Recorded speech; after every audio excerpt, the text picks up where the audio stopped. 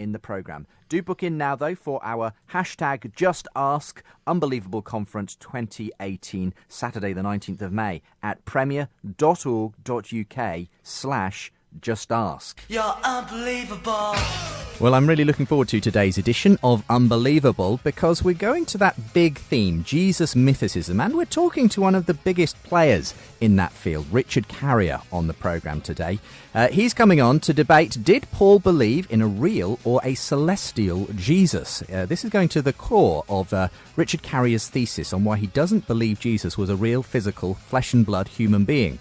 And we're going to hear him explaining that in the course of today's programme. Richard Carrier has been on the show a number of times with me before, debating this and other subjects. But it's good to revisit this, and Richard Carrier, really one of the foremost voices in the Jesus Mythicism movement today. And then it's good to welcome back for the second week in a row, Jonathan McLatchie, who joins me on Unbelievable today. Jonathan, as you heard last week, if you were listening then, has various interests, including intelligent design, but he turns his hand to all sorts of other things too, including issues around the historical Jesus, the reliability of Scripture and such like. And he runs something called the Apologetics Academy as well, which he'll tell us about, I'm sure, in a moment's time. But you can find links to both my guests from today's show page at premierchristianradio.com/unbelievable. Let's talk to Richard Carrier first, who joins us on the line. Richard, thank you very much for making time for today's show. Tell us, just remind us again, for those who haven't heard your previous contributions, how you got into the whole rather interesting area of Jesus mythicism studies. Yeah, I actually was adamantly against Jesus mythicism for quite some time throughout graduate school. What happened was some people whose opinions I respected said that there's this one author that you should read. There's a lot of terrible authors out there who write terrible mythicism that's, factually incorrect and fallacious and has ridiculous theories and so on.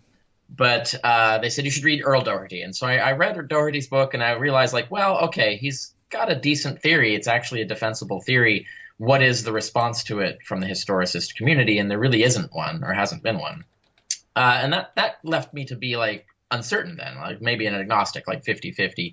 And then eventually, when the economy collapsed, my fan base developed a postdoc research grant for me to do a research project on this. So I developed several books, got the major one through peer review, arguing that 1 in 3 chance that Jesus existed, which is not a certainty that he didn't exist, but I think on balance, the probability is that he started as a revelatory being and was transported into history a lifetime later. Okay, I'm going to pause it there, Cam. Make sure you're unmuted. Welcome, everybody, if you're joining this live stream. Can you hear me? Can you hear Cam? Cam, say something. Testing. Hello. Did you just sneeze? I did, yeah. Beej, you can hear us both?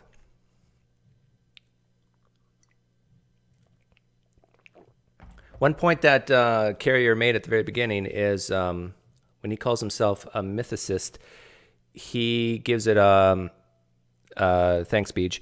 He gives it a 33% chance that Jesus existed as a fleshy human form. So he's not saying that, no, Jesus did not exist. He's saying, I give it 2/3 chance that he did and 1/3 chance that he did. And I'm just the opposite. I'm probably 2/3 convinced that Jesus existed and 1/3 that he didn't. Where are you at, Cam? I think I'm more at 50-50. Okay. So our goal here I think the evidence for both cases is insufficient. So our goal here is just to critique, listen, recap to what Jonathan McLatchie and Richard Carrier have to say.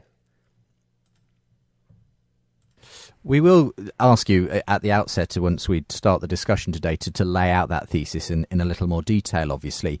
But I think it's worth acknowledging, I think as you acknowledge, that the view you hold, the mythicist view, is a minority view. And absolutely, yeah. And in that sense, you're, as it were, presenting the case against what many people believe is the obvious fact, whether they believe he was the Messiah or rose again or anything like that someone called Jesus and others did exist and did things that to some extent were recorded for posterity. And so, I mean, do you often find people are simply dismiss you out of hand because of the views you hold? I know that you have had some pretty big run-ins with various New Testament historians over the years, even the non-believing ones, as it were, people like Bart Ehrman and so on. I mean, is it a difficult position to be in, the one you hold? Yeah, certainly. What surprises me is how adamantly everyone refuses to read the peer-reviewed book that I published on this. It's like, well, at least read the peer-reviewed literature, like have an informed opinion on it. And that happens a lot. I'm really surprised by just their adamant refusal to do that. They just dismiss it out of hand, literally, without actually, let's look at this. Let's actually debate the possibilities. Let's consider this. Let's add this to the list of theories, because there's a whole stream of contradictory different views of the historical Jesus and the origins of Christianity. This is just one of many, and I think it deserves a place to be debated amongst all the others. Well, it's time to introduce our other guest on the programme today. Jonathan McLatchie returns. Jonathan, this isn't your prime area of specialisation. We kind of did that last week in a way. But what's led you to get so involved nonetheless as a layperson in engaging with these issues around the reliability of Scripture, the existence of Jesus, and other such arguments? Well, I'm very passionate and enthusiastic about having a well-informed, intelligent, evidence-based and rational Christian faith. So as a Christian, I believe that I'm a Christian because Christianity is true. And so I'm very interested in examining the evidence very carefully to look at the reasons why I'm a Christian and also some of the best objections to the Christian worldview. So I'm actually very grateful for people like Dr. Richard Carrier to present some of the most rigorous arguments against the Christian faith so that we can see exactly where the balance of evidence lies. Of course, in a way, Jesus mythicism... So with that, it somewhat sets up this point of view that the purpose of the mythicism thesis is to provide an argument against Christianity. I don't know if he was meaning to imply that, but I don't think that that's why these arguments should be discussed. It's not anti-Christian or wait a minute. Are you saying, Cam, that historians who may be interested in whether on the question of the historical Jesus aren't just trying to lead people to hell? Are you saying that's not what they're doing? Maybe some of them are. I mean, I think maybe some have been in the past, but I don't think that the debate about mythicism is really a debate between fundamentalist Christians who believe Jesus was the, miracle working figure portrayed in the Gospels, and secular historians who think he maybe didn't exist. It's more a debate between secular historians who think that he existed but was a very legendary figure, and secular historians who think that he didn't exist at all. I'm going to make a prediction here that cannot be falsified, but it's in the record if my YouTube channel stays up for the next 200 years. If I bequeath it. I predict on March 7th, 2018, that 100 years from now, that the majority of historians, New Testament historians, will say Jesus did not exist historically. That's my prediction. I mean, probably didn't exist historically. And the basis for this prediction is, because that's what happened to Moses, and that's what happened to Abraham. All the historians said, oh, no, Moses existed, Abraham existed. And what was it, in the 70s that changed or something like that? And now the majority say that they... 80s, 90s. Yeah, and now the majority say that those two probably didn't exist. So that's my prediction, that Jesus will go the same way. Sorry, Jesus. Is increasingly well known because of the phenomenon of the internet, which obviously allows these kinds of positions to be broadcast widely, and there are kind of communities that sort of gather around that in a sense. And in a sense, you're doing the same from the apologetics side. You've got the Apologetics Academy, which is a regular sort of I guess it's not Skype that you use, but there's a sort of way in which you gather lots of people in one place online to hear from some of the finest, both people against Christianity and for Christianity, people like Richard and others who who you invite on to hear their arguments and then discuss it in this sort of webinar style. Absolutely. I mean, my paradigm has always been that if Christianity is actually true, we have nothing to fear from hearing the very best and well-informed critiques of the Christian worldview. So I've had people like Bob Price, who's another mythicist, on the webinar a couple of times. I've also had David Fitzgerald on, who's a friend of Richard Carrier's. And I've had various prominent philosophers and scholars, including Dr. Stephen Law and others as well.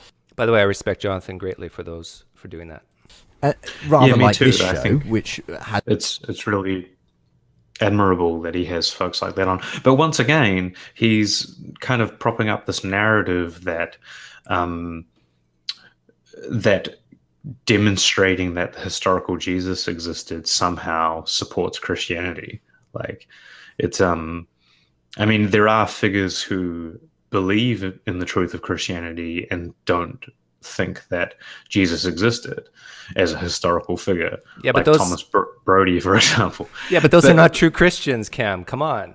Sure, but my point is that like it sets up this idea that like demonstrating Jesus existed somehow like confirms Christianity.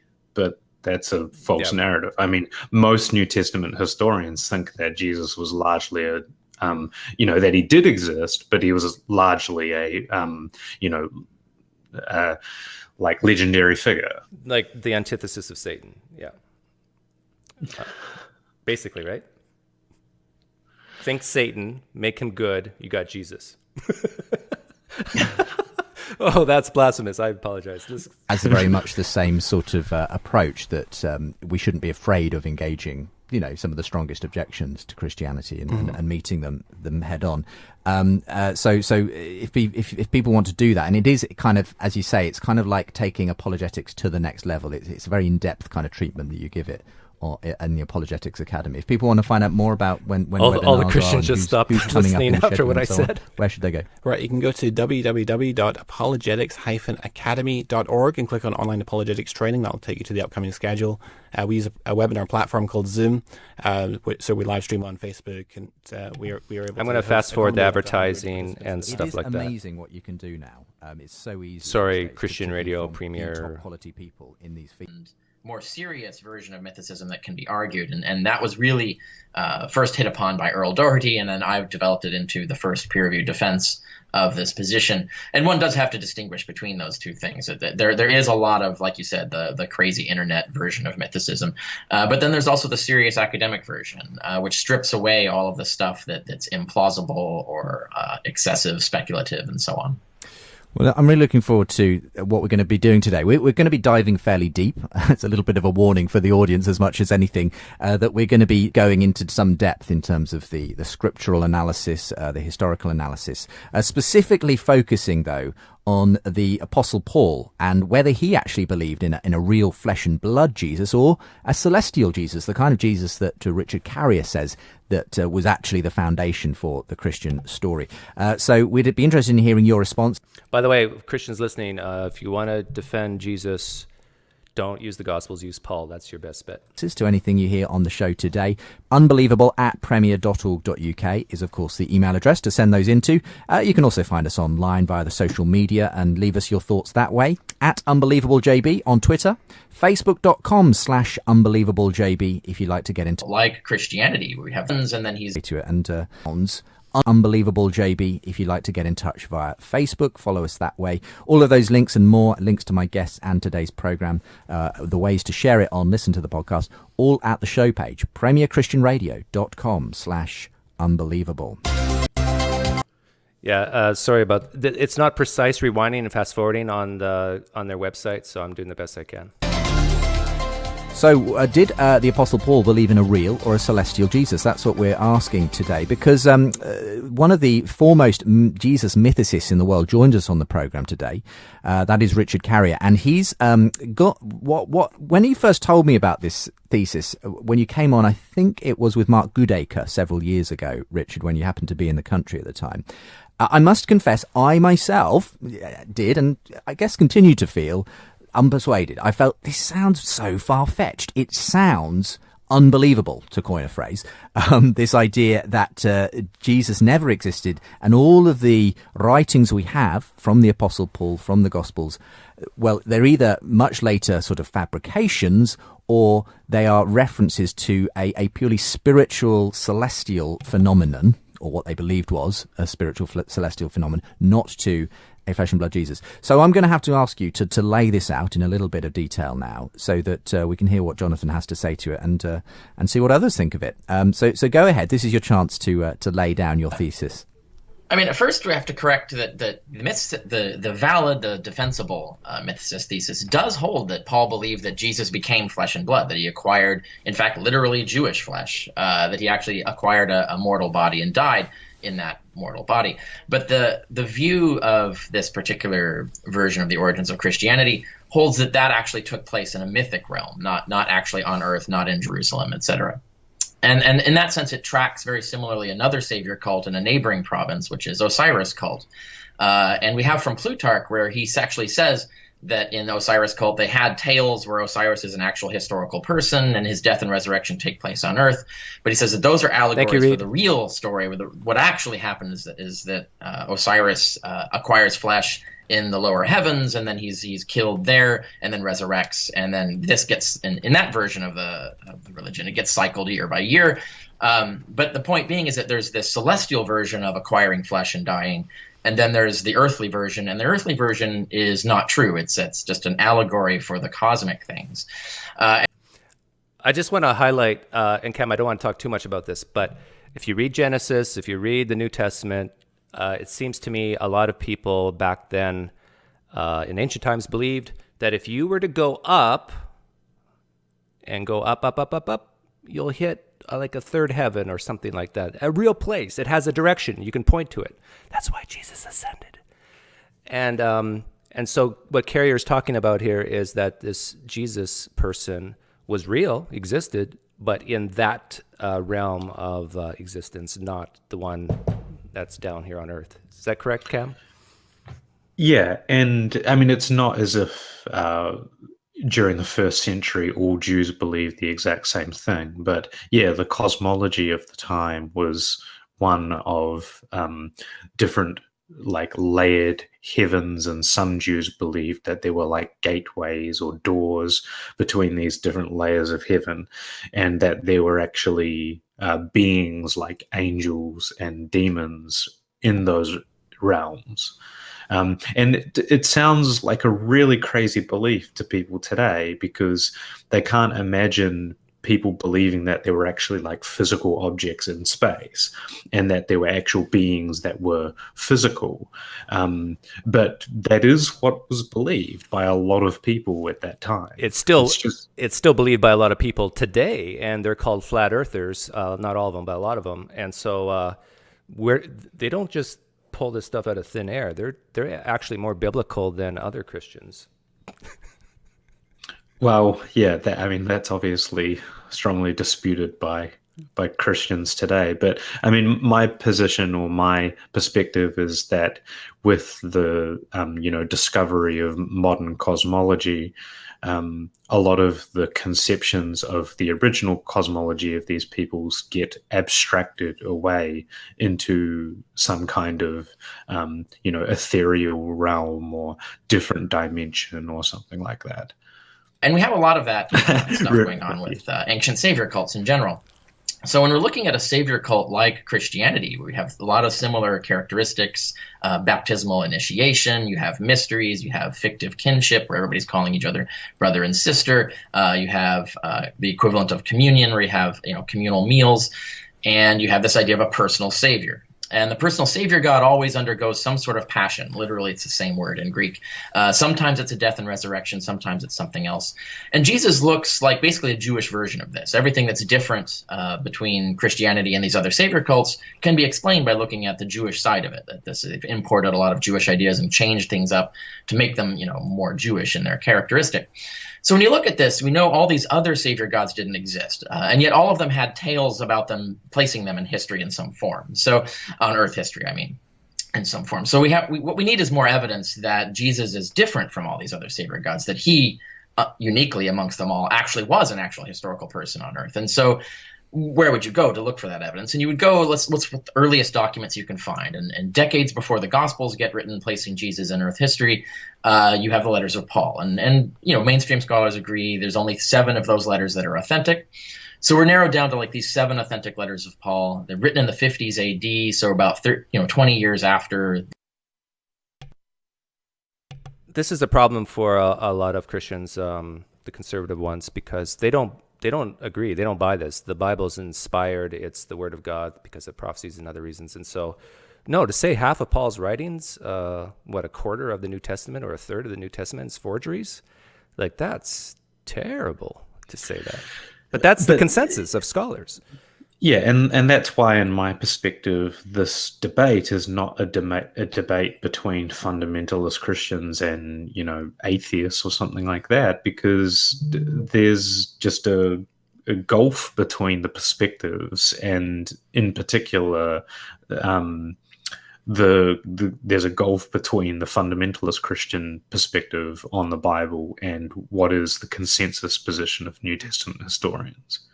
The event would have occurred if it were a historical earthly event when the religion began. So when we look at those now, when we look at the authentic letters of Paul, he repeatedly says the teachings of Jesus came by revelation after his death. I mean, he never mentions anyone ever having met Jesus or even seeing Jesus before his death. Paul never mentions Jesus selecting disciples or having a ministry or performing miracles or exorcisms or ever being or doing anything on earth. He's very vague about that.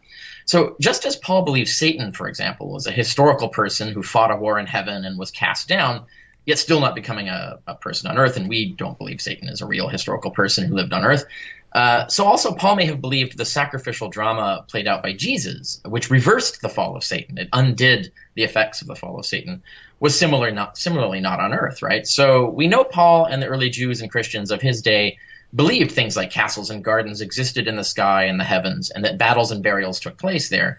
So when we're reading the letters of Paul by themselves, we can't tell whether he means the crucifixion and burial of Jesus took place in the sky or on earth. He never says where Jesus was made or born, or where he lived or where he died. He always references his death and resurrection as an event of cosmic significance. This is exactly why I did that Christian challenge a while back, Cam, is because I don't think a lot of Christians realize this, what Richard Carrier just said. If you take the authentic letters of Paul that the consensus of scholars agree Paul wrote, he doesn't mention Mary, he doesn't mention Joseph, he doesn't mention Pilate, he doesn't mention any specific miracles to other people, he doesn't mention a tomb.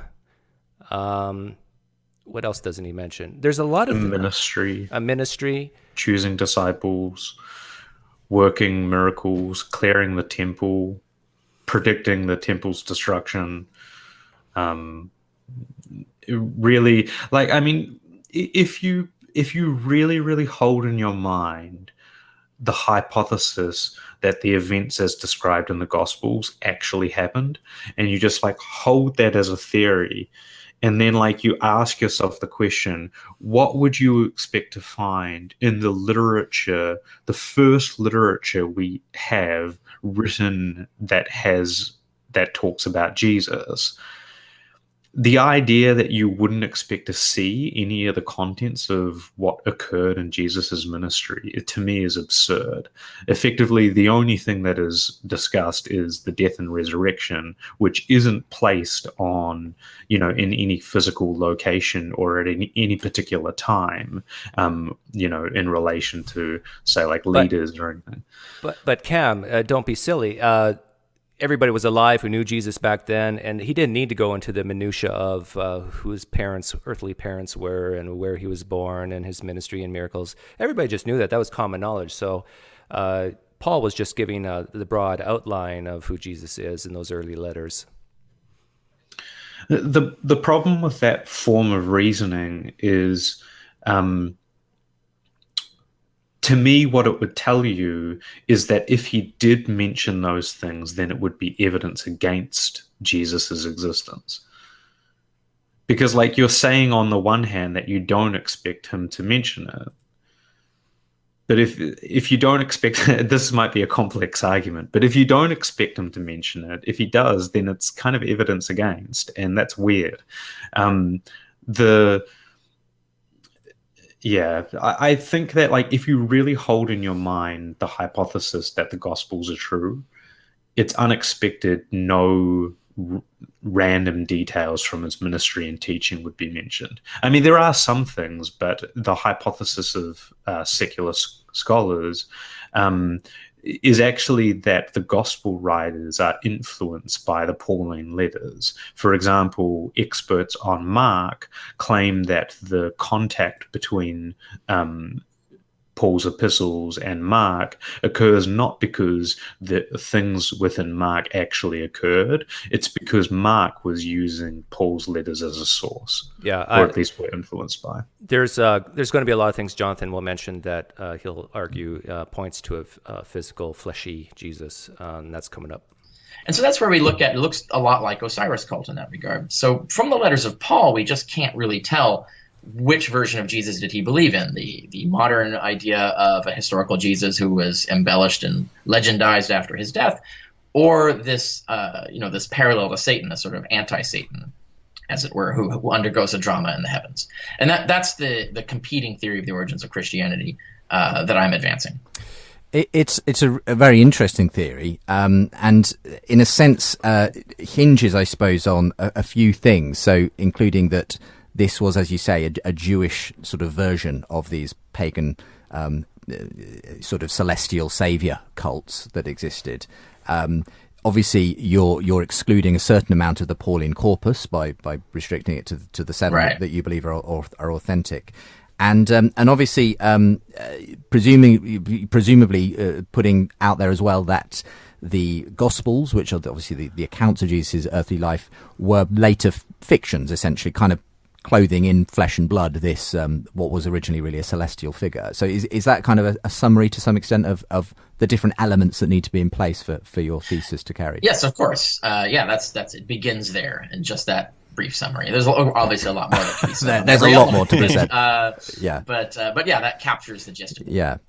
Well, let's start with general things then, Jonathan, as you respond to this. I guess maybe first of all, this idea that the Christian movement really was a Jewish version in the first instance of other celestial cults, the Osiris cult and others, but put in this kind of formulated in this particular way.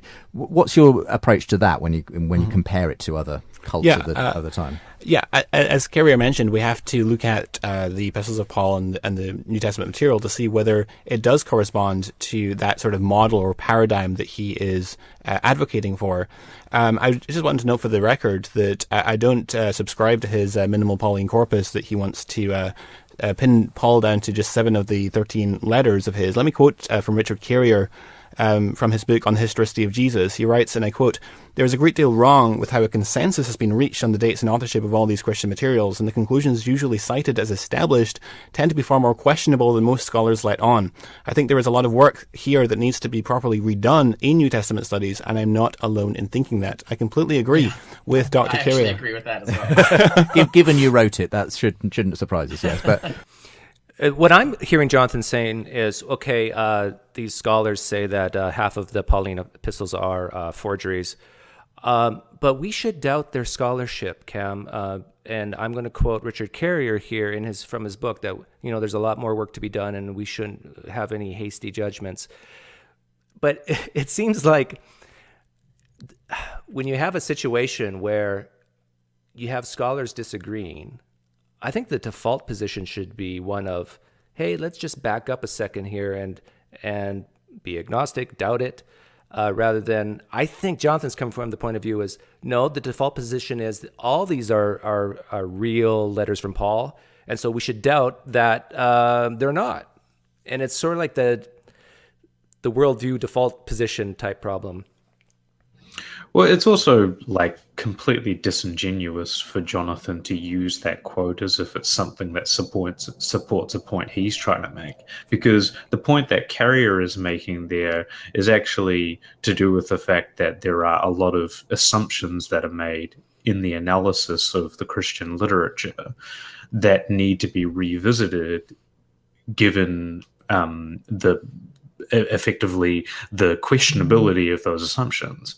And that applies both to the Pauline corpus, even the authentic letters, but also a lot of the Jesus tradition that was previously analyzed using criteria that have now been demonstrated to be ineffective at teasing out historical from non-historical material in the Jesus tradition. So I just want to say, Jonathan, if you are listening to this now or later, we love you.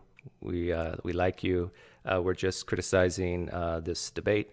And Carrier, if you're watching this, you're a dirty apostate. Please leave. No, I'm just kidding. Here we go. But Carrier, what Yes. you're about to comment on it, Jonathan? So I think that the reason I agree with it is probably the opposite reason from why Dr. Carrier agrees with it, because I think that Paul wrote all 13 letters of Paul, and I think that a lot of the conclusions that are cited as established in New Testament scholarship, such as the authorship of the 13 letters of Paul, are based on rather shaky foundation. And in fact, I find the case for the Pauline authorship of the 13 letters of Paul more persuasive than the case against that. But that being said, let's look at the information that we can extract. Yeah, sorry. My comment about that is, Jonathan, I hear what you're saying, but why is it that it's more persuasive for you that they're all authentic, all 13 of Paul's letters? And why is it more persuasive to guys like me and Cam that it isn't? Like, let's really dig down into what causes someone to be persuaded. And I can't help but think that if you're coming from the point of view that Jesus saved me from my sins, that's a pretty strong motivation that, I want this to be true, that it's more theologically grounded. Now, you could argue the same thing for Cam and I. We just so desperately want this to be false. But that's not the case. That's not true for me. Yeah, it's not true for me either. Like, I got so much to gain if I could force myself to believe this. And I have family who would love the fact that, I mean, the pastoral epistles alone, like being able to argue that those are authentic, that's an enormous challenge to meet. And anyway, anybody who's interested in it should go and read the works of Pauline scholars who actually analyze these materials in relation to one another to determine whether or not they originated with a singular author. And the conclusion of those scholars is that they didn't. And it's not based on just like flippant reasoning. It's based on very sound reasoning of analyzing the theology, the style, the word usage, when those words were prominent within the Greek period, and all sorts of criteria that are used. About the life of Jesus from the Pauline epistles. And I know Dr. Carey has written a lot on each of these, so we'll probably not get through all of them. But Paul says that he's born of the seed of David in Romans 1:3, that he's born of a woman born under the law in Galatians 4:4, that he stood before Pontius Pilate in 1 Timothy 2:13, and I take 1 Timothy to be written by Paul. Teachings about divorce in 1 Corinthians 7 verse 10. He is betrayed in 1 Corinthians 11:23. We have the Last Supper in 1 Corinthians 11. Also, he had brothers according to Galatians 1:19 and 1 Corinthians 9:5. He had 12 special followers in 1 Corinthians 15 verse 5. He was crucified by the rulers of this age in 1 Corinthians 2:8, and he was killed by the Jews in 1 Thessalonians 2 verses 13 through 16. So maybe we could take one of these at a time and kind of interact on those texts. I mean, yeah, take them one at a time. You just listed, 10? We could start perhaps with the rulers of this age that we read of in 1 Corinthians 2 that are said to have crucified the Lord of glory. Let me just read the text and let Dr. Carrier spell out his position on it, and then we can interact from there. We read, and I quote, this is 1 Corinthians 2, "But we impart a secret and hidden wisdom of God, which God decreed before the ages for our glory. None of the rulers of this age understood this, for if they had, they would not have crucified the Lord of glory." So, Dr. Carey, take it away. Yes, archons of this aeon is the actual Greek under that, which is a phraseology that's really weird. That Paul does not refer to human rulers anywhere as archons of this aeon. He refers to them as archons. Archons is a generic word for rulers, but archons was also a term at the time for demonic powers. And even the Christian scholar Origen agreed that the archons of this aeon, Paul was referencing demons in this passage. So that's the thing, is it's vague. So what does he mean? Does he mean Romans? Does he mean Jews? Does he mean Satan and his demons? And we have a Christian text from around the same time as the canonical Gospels called the Ascension of Isaiah, which actually in its earliest redaction that we can reconstruct appears to have Satan and his demonic followers in the sky doing the crucifying of Jesus. So it's vague. So when we look at Paul, we don't know what he's referring to. Does he mean by archons of this aeon the demonic forces of the world, or historical forces of some kind? Does he mean Jews? Does he mean Romans? And one thing that's weird about that passage is it says that if they'd known killing Jesus would save everyone, they would have stopped the crucifixion. In other words, they would have wanted to thwart God's plan to save everyone's life and give everyone eternal life, which is a plan that makes no sense for the Jews or the Romans. And it does make sense for Satan and his demons, who want to keep death in the world. So it's this cosmic drama that Paul seems to be referring to, not a historical event. And we also have Romans 13, where Paul says that the people who are in power are always there doing God's will, that they're in place by God's will and do God's will, and therefore you should obey the authorities. Paul never has an apologetic in that section in Romans 13 to explain it. Well, except for the rulers who killed Jesus. Obviously, they were trying to thwart God's plan. And so God had to hide the truth, the cosmic truth of the death, so that they wouldn't, and so on. There's an incongruity here in Paul's theology. It doesn't make sense. It's almost as if Paul doesn't know that when he says the archons of this aeon crucified Jesus, that he was basically impugning the Roman and Jewish authorities that in Romans 13 he's actually trying to support. Just before... I just want to say all Paul had to do there to just put all this to rest is say the name Pilate, but he did not. Yeah, and I mean he could have also said the rulers of the Roman Empire, or of Rome, or it could have been even something that anchored it to some kind of historical earthly but before we come to Jonathan responding to that, I mean, in some sense, it's strange to me at all that Paul would put a crucifixion in a sort of celestial, in the sky, is what you're saying that he had in mind, some sort of other sphere, because crucifixion obviously was a very earthly form of execution. So, as Hebrews says, right? Yeah. Hebrews 9, I think, says that everything that on earth has copies in heaven. There are versions in heaven, and we have this in the Ascension of Isaiah as well. That for every level of heaven, including the lower, upper firmament where Satan and his demons reigned, there were versions of everything. So there's versions of gardens and castles and graveyards and things in every different level of heaven.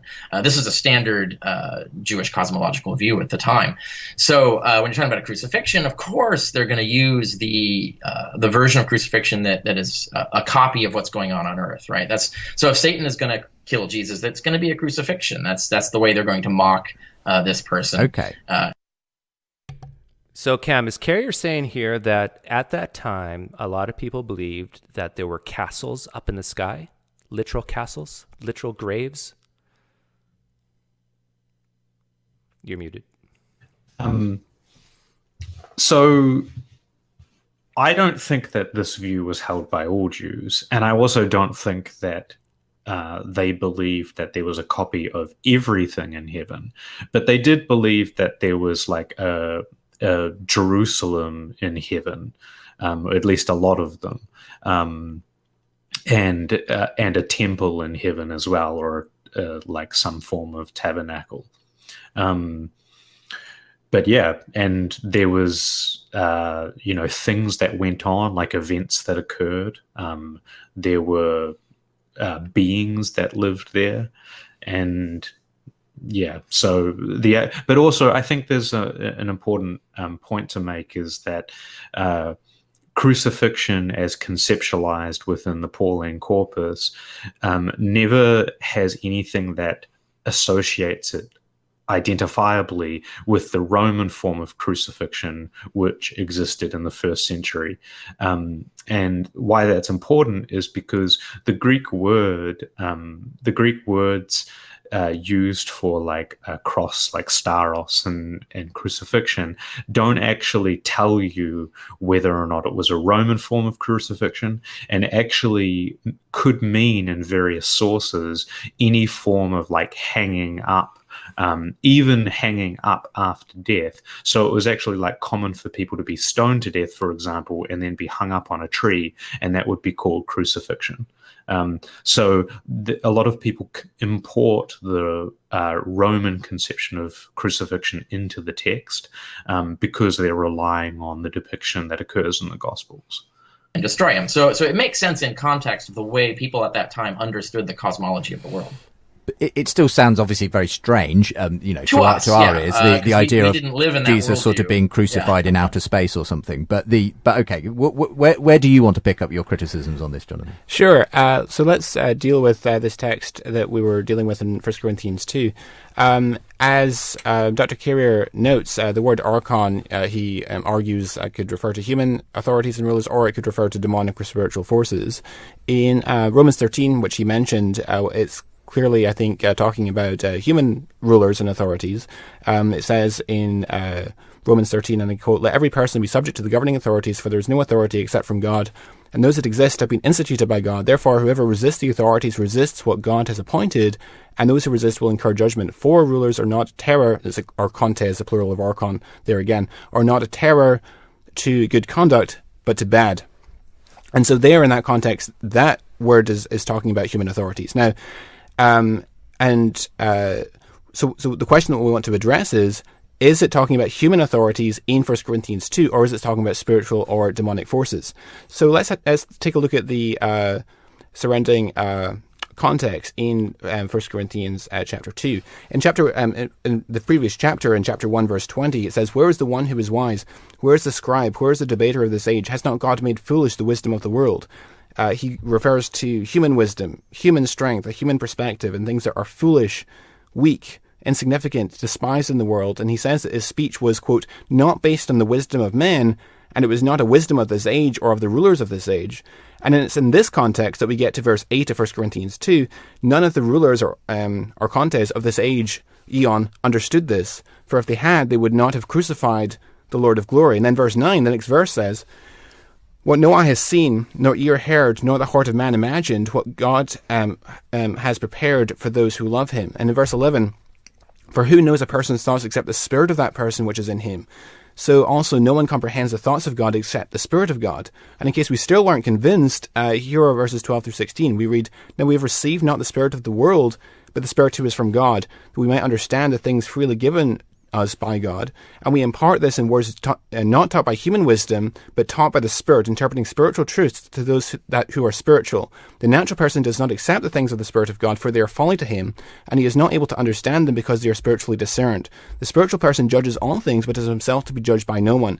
For who has understood the mind of the Lord so as to instruct him? But we have the mind of Christ." And so this to me seems to be inescapable, that the rulers being spoken of here are indeed human rulers and not demonic or spiritual forces. I'm not at all persuaded by this interpretation. Also, regarding the word eon of this age in 1 Corinthians 2:8, can that word be used in a plain and temporal sense? Well, absolutely, because Paul uses the same word in 1 Corinthians 1, verse 20. "Where is the one who is wise? Where is the scribe? Where is the debater of this age?" Again, using the Greek word eon at that point. And also in the next chapter, in 1 Corinthians 3:18, "Let no one deceive himself. If anyone among you thinks that he is wise in this age," or eon, "let him become a fool that he may become wise." So we're going to go to a quick break, and I'll let Richard, you come back on this. But if you're just joining us on the programme today, we're quoting a lot of scripture, and that's because we're trying to get to the bottom of whether Richard Carrier's thesis that Paul believed Jesus was actually a celestial being who experienced a sort of otherworldly celestial crucifixion and resurrection and everything else, whether that was really what he believed. He didn't actually believe in a flesh and blood historical Jesus.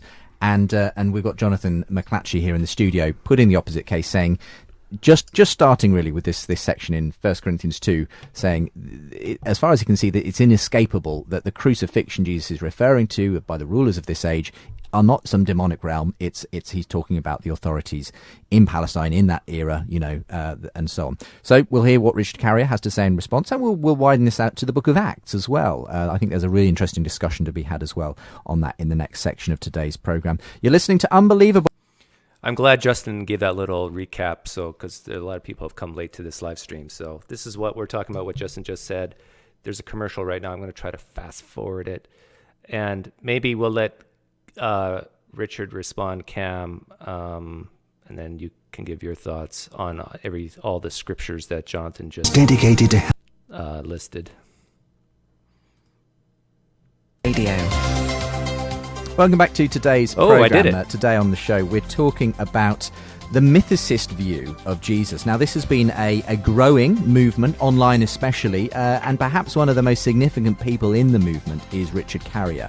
And he says, okay, there's lots of crazy, sort of very ill-thought-through, non-academic versions of Jesus mythicism. People who say, I don't know, that it was just something invented by the Roman authorities to quell the Jews, the Christ thing. Richard says, fair enough, let's put those to one side. But here's a credible theory. The very earliest witness we have to Jesus Christ in the letters of Paul, actually, as far as Richard is concerned, never believed in a historical flesh and blood Jesus. That was not the basis of his belief. It was a sort of celestial saviour cult was what Paul was promoting, and what he had received really from the other initiators of the Christian movement. And that only later in the Gospels and elsewhere was sort of flesh and blood put onto this Jesus character. So he's one of my guests on Unbelievable today, and in the sort of supporting, if you like, the mainstream view is Jonathan McLatchie, which is kind of ironic actually, Jonathan, because on last week's show you were representing the minority view of intelligent design against the evolutionary view. Today you're the boots. Well, I mean, at the moment, Jonathan hasn't really presented the mainstream view from what I can tell. On the other foot, as it were, and Richard Carrier is presenting the minority view, you're presenting the majority view. That's a good point, Cam. I wonder, someone should really go door to door to every historian who has a PhD in this stuff and actually poll them. That would be a great piece of paper to have and say, well, you know what? 60% of people agree with Carrier here, here, and here. And 40% or 50, 60% agree with Jonathan McLatchie's stage. Like, we really don't know what the majority believe until we actually have all these specific questions and specific answers. And my guess is, though, that many historians are humble enough to say, we don't know. I'm agnostic, but I lean maybe this way or that way. But where do you want to go, though, next, Richard? I don't want to spend too long debating this particular passage, but I'm sure you'll want to respond to what Jonathan had to say. We'll want to move on to Acts eventually. Yeah, I think in everything that McLatchie said, it's 50-50, right? So archons of this aeon, just the vocabulary, if you're just going to decide on the vocabulary, you can't tell. It can mean both. It can mean either earthly rulers, or it can mean celestial demonic forces. And I think you either stop there, it's either 50-50, it's indeterminate, we can't tell from that passage, or you can go further and point out the thing that I showed, that was this contradiction between what Paul is saying regarding the motives and knowledge, that's the weird cosmic spiritual knowledge of these archons of the aeon, with Romans 13, with which what Paul says about the rulers that are appointed by God and wouldn't try to thwart God's will. So if you look at things like that, the context really does start to look a lot like the alternative view. And I think, at best it's 50-50, and I think it slightly skews in favor of the mythicist thesis on that. What do you make of that particular comeback that Paul seems to be at odds with elsewhere, where he says this was always God's plan that the rulers were doing, and saying, but if they hadn't, and there's no reason the Romans or the Jews would have thwarted God's salvation plan, but obviously the demonic realm would have had every reason to, and if they had known, they wouldn't have crucified the Lord of Glory and so on. Yeah, I mean, I think I gave the context quite well, both before that verse in 1 Corinthians 2 and after, to show that the consistent argument or thread of what Paul's saying concerns humans. And so I think that the archon, or the archontes spoken of there in 1 Corinthians 2, are human rulers and authorities. He mentioned Romans 13, where it speaks about rulers are not a terror to good conduct, but to bad. I think Paul is instructing us to submit ourselves to the governing authorities and rulers here on earth, even if they are bad. I mean, Jesus says, "Render to Caesar what is Caesar's," right?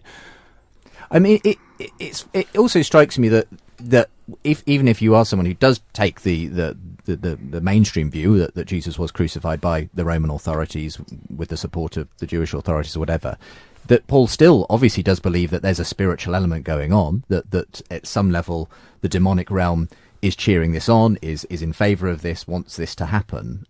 So it's not as though we're excluding demonic language as well, in that sense, Jonathan? Yeah, absolutely. Archon can refer to human rulers, or it could refer to demonic forces. But the question is, I mean, the meaning of Greek words is shaved down by the context. And I think the context here in 1 Corinthians 2 clearly indicates it's human rulers being spoken of. I'm aware we're not going to solve this one now, and there's probably lots of other intricate passages we could look at. One that I'll just bring in quickly, because it's often the one that's, I think, been put out there by people like Bart Ehrman to you and others, Richard, is just throwaway references. I think, someone else tell me, but when he talks about James, the brother of Jesus, Ehrman and others say, look, there's no... Before we go on to James, the brother of Jesus, regarding this archons and rulers, are they physical rulers here on earth or in heaven? All this, like Richard Carey says, it's 50-50, and he thinks it leans slightly toward the mythicist view. All Paul had to do is say the word, utter the words, write the words, Pilate, and this is put to rest. All this is just now, oh, okay, yeah, Jesus existed and was crucified here on earth. Probably. You want to add anything before they move on to James, the brother of John? I mean, of course, somebody would say, Paul didn't realize that he had to include information in his letters that would demonstrate the earthly Jesus, because his concern wasn't what historians would be reading 2,000 years later. But I still think that it's unexpected that he wouldn't mention those details just in an offhand way, even if he wasn't trying to demonstrate to us 2,000 years later, that Jesus existed. It's unexpected to me that he would fail to mention things that are centrally important to the Gospels. And what Justin brought up at the end, I think, is very important, because he basically is admitting, hey, Richard Carrier, we actually agree with you, but we just add on this, but this is also referring to earthly rulers as well. We agree that there was demons up in the third heaven or somewhere cheering on the death of Jesus or whatever.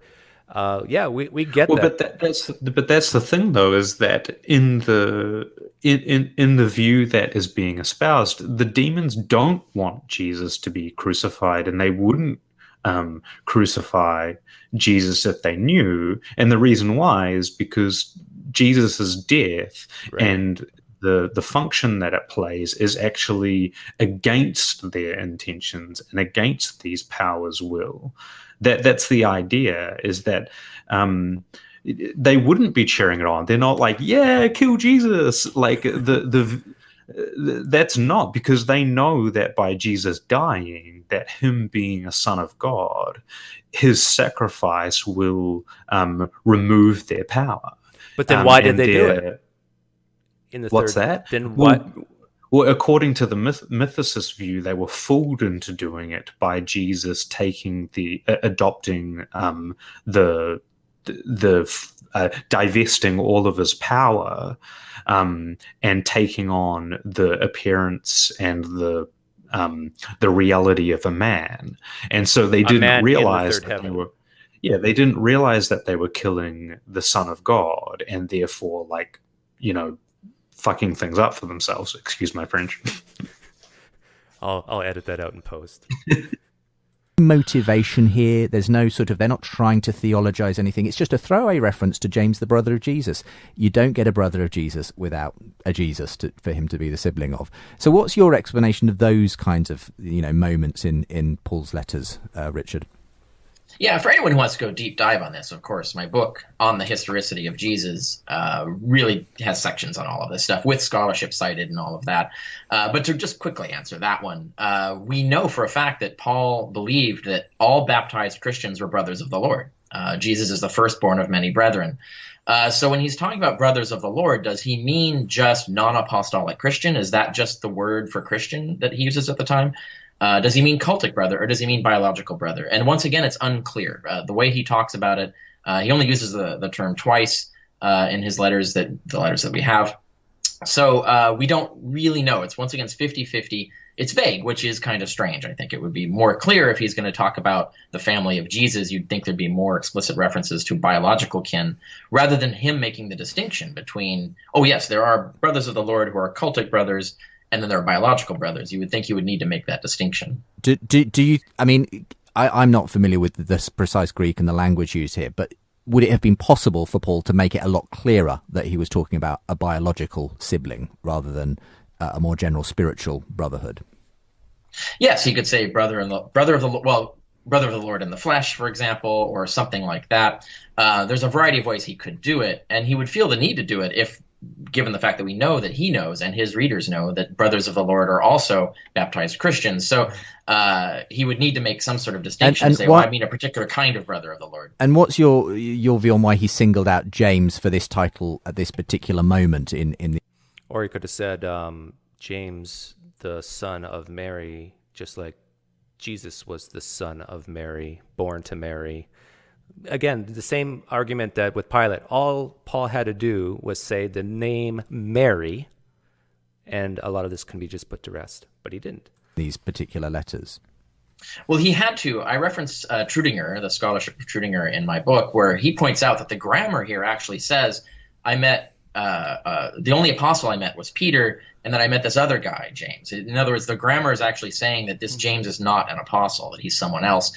And in this argument, in the context of the argument, Paul has to basically mention every Christian he met, because he's trying to say that he spoke to hardly anyone. He only got all his information about Christianity by revelation, which we can argue may be dishonest, but nonetheless, that's what he has to insist to the Galatians, is that he only got his information by revelation. He was evangelizing for years before he met any of the apostles to get information from them. And he says, even after 3 years, I went to Jerusalem and I only met this apostle, Peter, and this other guy, James. And so he has to name all of the particular Christians he met. Otherwise, his accusers would say, oh, no, but he talked to this other Christian at that time.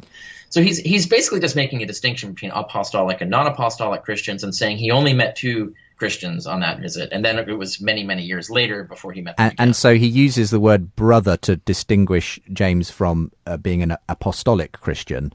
But as far as you're concerned, that could easily just be the brother in the sort of spiritual sense. It's the same sense as saying I met the Pope and this other Christian, James, for example. It's that kind of thing. He doesn't want to say I just met some random guy, James. He doesn't want to confuse people into saying that I met the actual biological brother of Peter.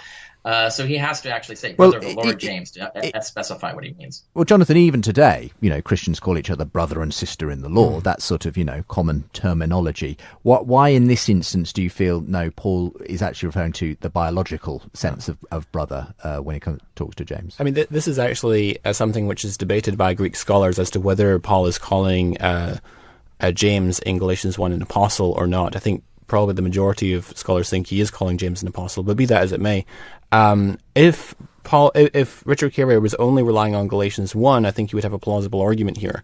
But and as Richard Carrier points out, we have Romans 8:29, where Jesus is described as being the firstborn among many brethren. However, we also have 1 Corinthians 9, where Paul mentions that Cephas has taken himself a wife, as have the brothers of the Lord. I don't think he's speaking there just about general Christians taking for themselves wives. And also in Matthew's Gospel, I think it's in chapter 13 and chapter 26, we have references to Jesus' brothers, one of whom mentioned is James. And then also in the book of Acts, in chapter 1, Jesus' mother is praying alongside the brothers, and the fact that they're mentioned alongside the mother suggests that they are biological brothers at that point. And I would argue that Luke was a traveling companion of Paul, and so it's directly relevant to that. Do you want to come back on that before we start talking about Acts, Richard? Well, I think I actually discuss 1 Corinthians 9. Once again, he's making a distinction between apostolic and non-apostolic Christians. His argument there is that if even non-apostolic Christians are being given this benefit, because they're arguing over whether he deserves to receive free meals and stuff, if even non-apostolic Christians on church business are getting this, then so should he, because he's an apostle of all things. So that's, once again, it's vague. Does he mean just baptized Christians, or does he mean biological brothers of Jesus? It's unclear. And then when you get to the other stuff, when you talk about what's in the Gospels and stuff, if we look at later legends, yes, of course, all kinds of later legends arose about the family of Jesus. That doesn't help us understand what Paul thought, because Paul doesn't show any awareness of these Gospel stories. Do you think Paul doesn't show awareness of the Gospel stories, John? Well, I think that it's rather a striking coincidence that Paul mentions a brother of the Lord called James, and then Matthew's Gospel mentions a brother of the Lord also called James. And most people interpret why would that be unusual when they're actually cribbing from Paul's letters to actually construct a Carrier used the word cribbing. So Jonathan's saying, hey, the Gospels mentioned James, the brother of Jesus. That couldn't have come from Paul. But Carrier's saying, well, of course it came from Paul. family for Jesus. Because clearly that's the way they understood it from Paul's letters. And it's also striking, incidentally, that... Well, yeah, that's the way the gospel legend writers are creating the legend. Yeah, for sure. Well, obviously, your view is that they are creating a legend. Obviously, that they picked the name James. Right. So I happen to disagree with you, because I think that the Gospels actually go back to apostolic testimony, and so this is a point at which we're going to differ. Yes, of course. I mean, it goes without saying that you have very different views on a whole range of biblical literature, as to when it was produced, by whom, for what purposes, and so on. So obviously, Jonathan believes that the Gospel. And so this is just another example of Jonathan not being a presenter of the mainstream view, because he believes things about the Gospels that, like, nearly no scholars or no critical scholars actually believe. The idea that they go back to apostolic testimony. It's I mean, most views from what I've seen is that they go back to oral tradition, and some more critical scholars think that they are entirely fictive literary products. But the oral tradition view doesn't get you to apostolic testimony. That only gets you to some kind of view where there was some kind of stories about Jesus floating around communities until 70 or 50 years later, the gospel writers finally wrote some of these stories down. Cam, you're lying right now. I can name, like, there's Habermas, there's, I think, Lycona, and many others that will say that the Gospels were written by eyewitnesses or sourced directly, from them. So what you're just saying, like, are you saying that the majority of scholars out there today will say, no, this is not eyewitness testimony from people who saw Jesus in the Gospels? Is that what you're saying? Well, I mean, eyewitness testimony wasn't the thing being claimed, but yeah, I think that the problem here is one of, like, an availability idea. Like, yes, you see debates by these people like Lycona and Habermas and stuff like that, but when you actually go and read the literature on the historical Jesus, there are many New Testament historians who share completely different views, but you just don't find those people in debates and YouTube videos and things like this, because they're not public communicators. They write their papers on the subject and then they publish them in journals, and you don't find out about that unless you actually go and read them. And so, yeah, I think that these are minority positions. Most New Testament historians think that the Gospels are anonymous, and they think that that we have perhaps some criteria we can use to tease out what of the Jesus material is more likely to be true and what is more likely to be false. But very few of them think that we can actually identify a stream of oral tradition tracing back all the way to disciples of Jesus. Yeah, a little piece of advice, like if I'm talking to a guy like Jonathan, even if I accept everything he believes is true, I can get him down to 25% of the Gospels is directly written by direct eyewitnesses. And all you have to say is, well, half the Gospels are only written by disciples. So that's 50%. And then within those two Gospels of Matthew and John, not everything there is claimed to have been seen by these people, Matthew and John. Like there's many, like when Jesus is being tempted by Satan, like the disciples are not there. So we could probably cut, another half of the Gospels out there of Matthew. So we're down a quarter. So even if you take Jonathan's position, only a quarter of the Gospels was actually seen by eyewitnesses.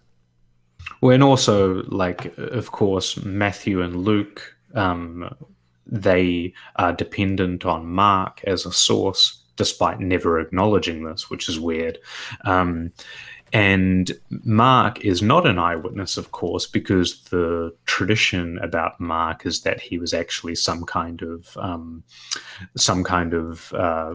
friend or of Peter, and so the source of Mark is Peter, and so he wasn't an eyewitness, of course, but they do try to posit a close connection there because that's what they need to do. But yeah, Brother John, and when I use the word brother John in the chat, I don't mean that in the biological sense, Cam, but Brother John in the chat says that, hey, the disciples Matthew and John, were they there for the birth of Jesus? But yet Matthew wrote about it. Of course not. So you can, as a skeptic, you can talk to a Christian and even accept everything they say is true, but they would have to admit that the minority of detail in the Gospels is not witnessed by eyewitnesses or written by eyewitnesses. But we should move on. Are based on eyewitness testimony, for instance, that they were written much earlier, I imagine, than you think they were written, Richard, and so on. But I don't want to get too much into the Gospels. We have done the Gospels in other programs, but we rarely talk about the Book of Acts, which is an interesting one.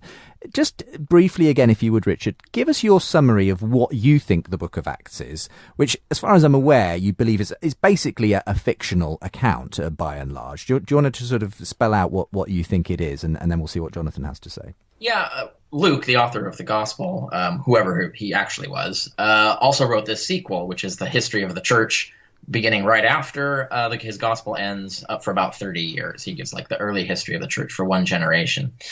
And he has a mission there. He wants to basically propagandize the faith. He has a lot of particular agenda items. He wants to portray the Romans as always favorable to the Christians. He wants to portray the Christians as always law-abiding. He wants to portray the two factions of Christianity, the Torah observant and the Gentile sides of the church, as always getting along, and that they should get along. There's a lot of other mission objectives he has in there.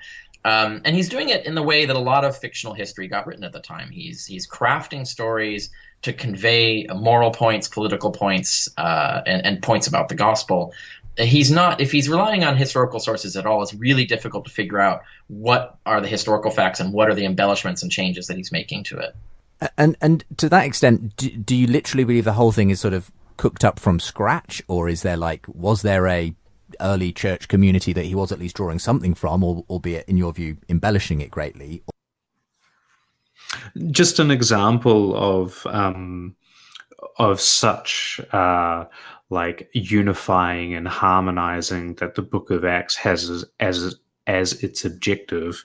I read this from Robert Price, that Peter and Paul are paralleled, each raising someone from the dead, healing a paralytic, healing by extraordinary magical means, each besting a sorcerer, and each miraculously escaping prison. And this is just like some of the, like, just one example of the way that the book of Acts functions to place the controversy between Paul and Peter within the early church into a new pseudo-historical revisionist history narrative. Or do you literally think this was him just sitting down and writing a story from his imagination?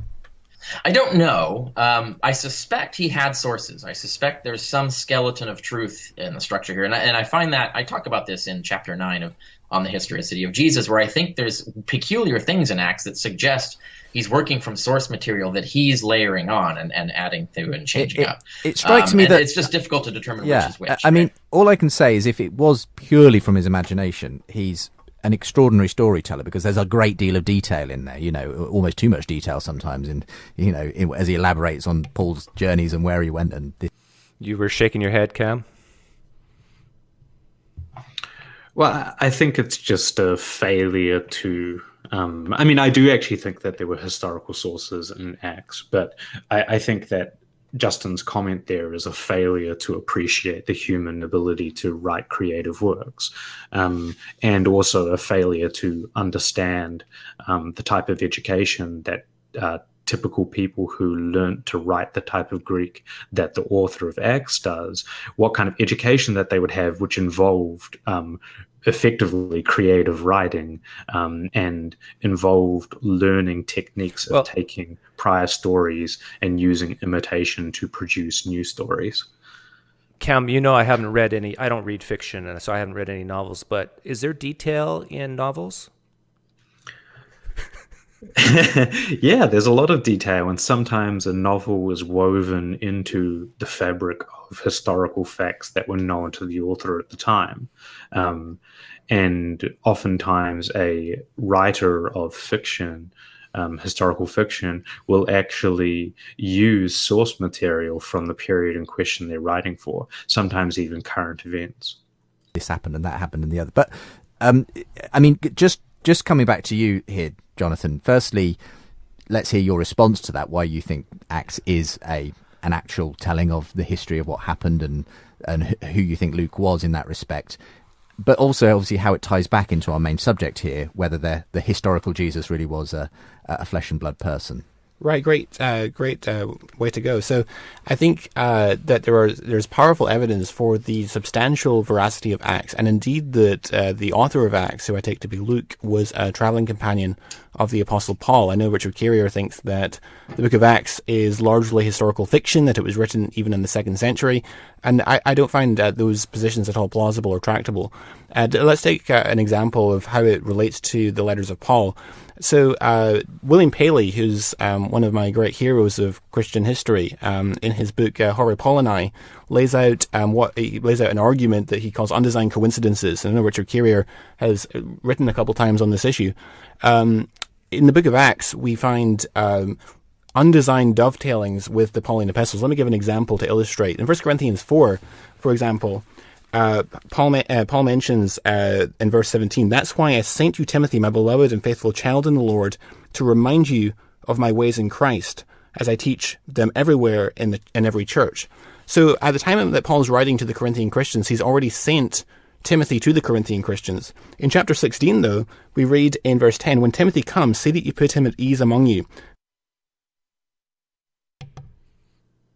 So here you just see another example of Jonathan relying on assumptions that are not shared by most historians and aren't established as background facts for which he can just straightforwardly argue from. That is, that First Timothy was written by Paul. But anyway. For he is doing the work of the Lord as I am. So although he's already sent Timothy at the time of his writing, he nonetheless expects his letter to arrive in Corinth before Timothy gets there. Now, where's he writing from?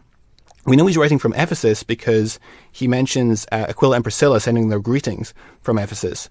And so if we look at the book of Acts, we should predict that presumably he sent his letter by boat over the Aegean Sea from Ephesus to Corinth and sent Timothy up the indirect overland route to Corinth. from Ephesus. Now, when we read it in the book of Acts in chapter 19, when he's in Ephesus, we read in verse 21, "Now after these events, Paul resolved in the Spirit to pass through Macedonia and Achaia," that's where Corinth is in Greece, "and go to Jerusalem, saying, After I have been there, I must also see Rome. And having sent into Macedonia 2 of his helpers, Timothy and Erastus, he himself stayed in Asia for a while." And so we have these texts from 1 Corinthians 4, 1 Corinthians 16, and Acts 19, which fit together like a jigsaw and thus corroborate one another and substantiate the veracity of the book of Acts. Okay, it's worth, if you're listening on podcast, just listening back to that, because there's a lot to take in there. But essentially, it's almost like a detective sort of putting together, this happened here, oh, and this happened here. Yeah, Justin is what he's saying right now is my complaint against the undesigned coincidence argument is it is so convoluted. Like, you have to almost write it out, like, and see the puzzle pieces fit together, and you just can't talk about it. Like, I was trying hard to follow Jonathan here, and my guess is most people are just, even if you're a Christian, you're just going to zone out on this stuff. And Justin's admitting this right now. Right, but it's also just this hypothesis that these things are undesigned, I think, is often unable to be substantiated because of the fact that we have good reasons, for example, in the case of the Gospels, that later Gospel authors are dependent on prior Gospel authors. But then also in the case of Acts, it's been argued by many scholars that the author of the book of Acts actually does have access to the Pauline or some of the Pauline literature. And they all corroborate each other right. in ways that couldn't possibly have been planned, sort of in some. So, okay, it's an interesting way of trying to show that the book of Acts is historically valid, because if we're happy that this letter, the First Corinthians, was written by Paul about things that happened when he sent Timothy and so on, then it seems to align perfectly with the story that Luke tells in Acts of when he sent Timothy and all that kind of thing. What's your take on that way of trying to corroborate the book of Acts, Richard? Well, it doesn't help us figure out which things Luke has added or changed, right? So just the fact that he's using the letters of Paul as source material, he may have had some other source material, that doesn't help us determine which things are actually coming from authentic sources and which things are embellishments or changes or alterations. And we know for a fact that Luke is wantonly altering things. He definitely has the letters of Paul as source material, but he is wantonly contradicting them. And I'll give you examples. Paul himself tells us that he was unknown by face to anyone in Judea until years after his conversion. Acts has him already a famous person living in Judea from the beginning. Paul says he went to Arabia for years immediately after his conversion. Acts completely erases his mission to Arabia and has him immediately go to Damascus and then back to Judea. And then Paul says he was the one sent by Jesus to the Gentiles, and that he had to persuade Peter to accept his Torah-free gospel, and it took years to convince him. Acts has Peter instead receive the revelation from Jesus that preaches the Torah-free gospel, and Peter and Paul are on the same page about that before they even meet. And so there are many other aspects of direct contradiction between what Acts says of Paul and what Paul himself tells us, which really tells us we can't trust Acts, because Acts, whoever's writing it. Richard, this is not a contradiction. This is just merely a friction or a problem that can be harmonized away. Cam, did you want to say something? Yeah, I mean, this idea of being able to demonstrate contradictions in the sense of like A and not A, I think is a little bit silly. What a historian is looking at is how, if we take one narrative to be true, do we find it expected that a different narrative tells a different story, and is that story expected on the hypothesis that the other narrative is true? And in the case of the interactions between Paul and the author of Acts here, what we find in Acts isn't expected, and in fact needs to be harmonized by introducing additional hypotheses which, you know, don't have any independent substantiation other than just the assertion of them in order to resolve the difficulty of the text. It's apologetics, it's harmonization. And we're going to hear Jonathan do just that very soon. is trying to write their own story. They're changing things that they don't like. They're getting rid of things they don't like. They're altering the chronology. And we have other examples of mistakes that are made. For example, Acts incorrectly asserts that the messianic pretender Theudas appeared before the census of 6 AD, when in fact his events, Theudas and his whole story, took place in the 40s AD, quite famously, which would have been directly contemporary with Paul, and thus Luke, if Luke was a companion of Paul. So a companion of Paul could not have made that mistake about Theudas. Whereas we can explain this mistake if he was using source material not related to Christianity, if he was using the Antiquities of the Jews by Josephus, for example. Well, there's quite a few things to... So when you look at all that stuff, that means that we have a problem. We have Acts is clearly not telling the truth a lot. A little bit more? Say that again. Do you want me to sketch that argument out a little bit more? Yeah, very briefly.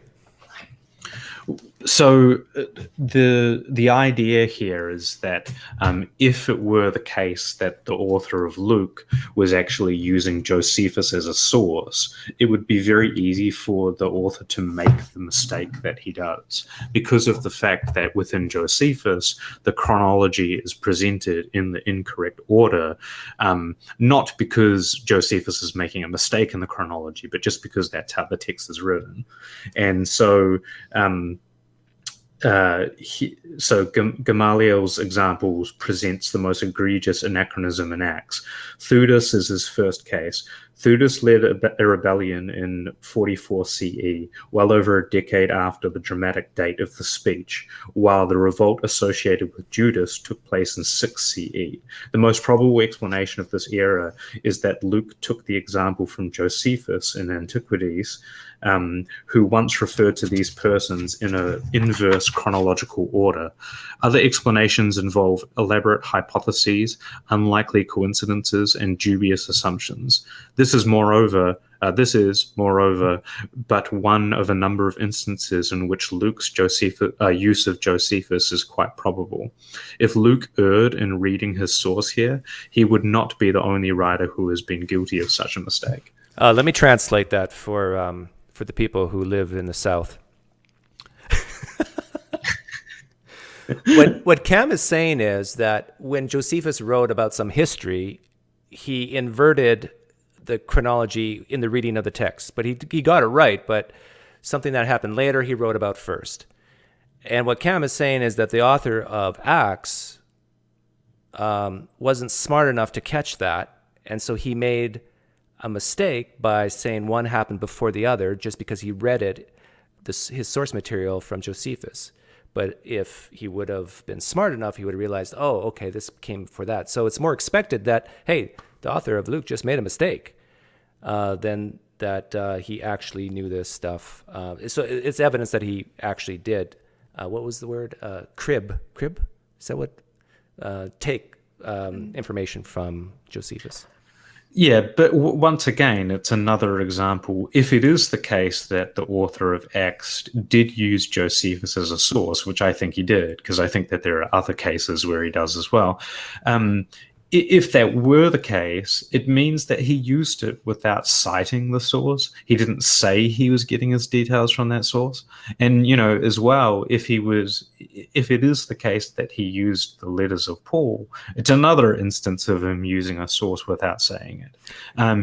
But not only that, we already know for an absolute fact that is almost undeniable that the same author of Acts also wrote the Gospel Luke, and the Gospel Luke most likely used the Gospels, or almost certainly used the Gospel of Mark, and most likely used the Gospel of Matthew as a source, and didn't tell us. And so it's just like, this person is not a good historian.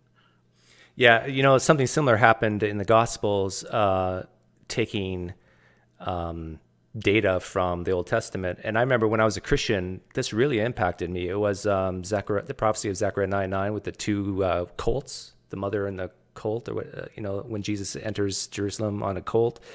One gospel writer says two, that one says one. And to me, it became obvious, these writers just are interpreting Zechariah 9:9 differently. Just like, and one got it wrong, maybe one got it right, maybe they both got it wrong, who knows. But And this is, I think, similar to what the author of Acts is doing with Josephus. I just want to mention that before the commentary I was reading from is Richard Purvo's, the one that appears in the Hermeneia series, commentary on Acts. By the way, this live stream is for geeks only, so we're going deep into scriptures and stuff. So if you're not a geek, please leave. No, I'm kidding. You can stick around.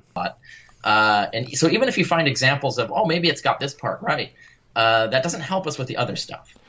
Okay, there was a lot of, I won't try and repeat it all, but a number of different areas where obviously Richard feels there's a direct contradiction with the letters of Paul, and if that's showing anything, it's that whoever wrote down Acts, they were kind of rejigging things and remoulding things to suit their own agendas and so on.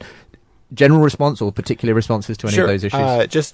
For example, he mentioned Galatians 1 and Paul swearing that he didn't go up to Jerusalem, but rather he went away to Arabia, and Acts doesn't mention this in Acts chapter 9. In Acts chapter 9, we read in verse 23, when many days had passed, the Jews plotted to kill him, but their plot became known to Saul. They were watching the gates day and night in order to kill him, etc. And he goes to Jerusalem.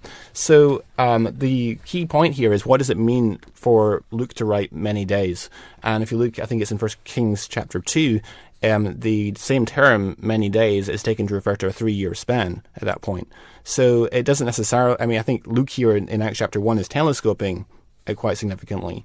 And also on the point that he made about the undesigned coincidence that I mentioned in 1 Corinthians 4:16 and Acts 19, I don't think it helps his case at all to propose that Luke is using Paul's epistles as source material, because these are things which are undesigned. It's where you have a natural question that's raised by one source, in fact 2 different passages put together in 1 Corinthians, and then it's resolved in Acts in an undesigned way. And there's plenty of those that, and as a cumulative case, it becomes, I think, rather preposterous to insist that they're all just coincidental. There are also instances of external corroboration in Acts. For example, I'm working on a video right now, Cam, with Mormonism. And they used words like cumulative case as well, and sort of like hand in glove fitting of the Book of Mormon with the archaeological evidence. It's a little different than Christianity and what Jonathan's talking about, but there's a lot of parallels. And it's like blatantly, when a Christian sees the Mormons do it, I think they'll come to realization, whoa, am I doing the same thing the Mormons do? And I think they're wrong for doing it. Yeah, if anybody's interested, each of the things that Jonathan raised there is addressed in significant detail in the literature on Acts, and I don't think those apologetics work. In Acts chapter 23, verses 4 and 5, it says that this is when Paul is before Ananias, the high priest. Those who stood by said, "Would you revile God's high priest?" And Paul said, "I did not know, brothers, that he was a high priest." And it turns out that Ananias, of whom this is spoken, was in truth not the high priest, but he was sitting in judgment in that assumed capacity. In fact, the case was that he had formerly held the office, but he'd been deposed, and the person who succeeded him had been murdered, and there wasn't yet another occupying the station. And so in the vacancy, he had of his own authority taken upon himself the discharge of that office. There's the fact that he mentions that during the riot in Ephesus, in Acts 19, he reports the city clerk tells the crowd that there are proconsuls, so in the plural. And the proconsul, of course, is a Roman authority to whom a complaint might be taken. And normally there'd only be one proconsul. But just at that particular time, we know from Tacitus, that there seems to have been 2 proconsuls as a result of the assassination of Silenus, who was a previous proconsul, by poisoning in the fall of 54. By the 2 imperial stewards at the urging of Nero's mother. So you have these external corroborations which then support the Book of Acts, and these are things which we have to be careful not to commit the Wikipedia fallacy or the Google fallacy and assume that all the people back then in the ancient world had access to Wikipedia and Google and the sort of resources that we have access to today. Now, these are hard things to get right if you're not an eyewitness. So you're saying the fact that various things that would have been very difficult for someone making up, doing a fictional history, to have anticipated or written in, are explained by these corroborating factors, either in the letters of Paul or in other sources, which make sense of things that it's very hard to understand why they would be there, if for any other. I'm confused. Like, just because someone says that there was two proconsuls instead of one, that makes what Jonathan's saying, well, then this has to be true? It's the most absurd thing. Like, the idea that if the writer of Acts got something right about history, that it in any way pertains to the reliability of the miraculous claims in the book, like the ascension of Jesus or the healing of peoples and the mass conversion of Jews and the resurrections and things. To me, it's a ridiculous form of apologetic. Yeah, it's like an episode of Star Wars getting the speed of light correct, and therefore Star Wars is true. Yeah, and it's like, the Star Wars people, they could have got it wrong, but they actually got it right. Like, the reason. I mean, it's okay. just a bit silly. You're still highly skeptical, I assume, Richard, of this way of corroborating the account of Acts. Yeah, we won't have time to go into every detail there. I think there's a lot of dubious stuff that was just said. But the fact of the matter, if we could just boil it down to, Luke is definitely using source material. That doesn't tell us that just because he's using source material for some of these incidental details to build out his stories, that doesn't tell us that the rest of the stuff is true. And we've got many examples where it's clearly not. Now, let's focus on just one thing that McLatchie just mentioned, which is you said something about the passage where the Jews are trying to kill Paul. It was the first point you made about how somehow the years in Arabia are in Acts. Can you tell me what verse you were relying on? In Acts or Galatians? The book of Acts. In the book of Acts, this is in chapter number 9. Sorry, let me find it. Just looking it up. Yeah. This is... Well, I thought you read it. Didn't you read? No, I closed my Bible. It's verse 20, verse 23. Verse 23. 9:23, which reads... Do you want to just read it out for us again? When many days had passed, the Jews plotted to kill him, but their plot became known to Saul. They were watching the gates day and night in order to kill him. But his disciples took him by night and led him down through an opening in the wall during in a basket. And when he had come to Jerusalem, he attempted to join the disciples, etc.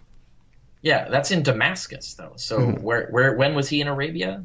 Right, it doesn't say, but I think Luke is telescoping here. I don't think he has to throw in every single detail that happens. Telescoping. Well, if he parks Paul in Damascus and then gets to a few verses later him escaping from Damascus, that's kind of obvious where Luke wants us to imagine Paul was. Right, but Right. He says when he had come to... it's weird to insert a 3-year sojourn to Arabia in that period where somehow they're trying to kill him immediately as soon as he converts, and yet somehow he's able to get away, do a whole mission in Arabia for 3 years, come back to Damascus, and then suddenly now he's trapped in Damascus and he has to escape from Damascus. That doesn't make a lot of sense. Just explain how what you're meaning by this idea of the many days then. Yeah, so I don't think Luke necessarily even perhaps knew about the trip to Arabia.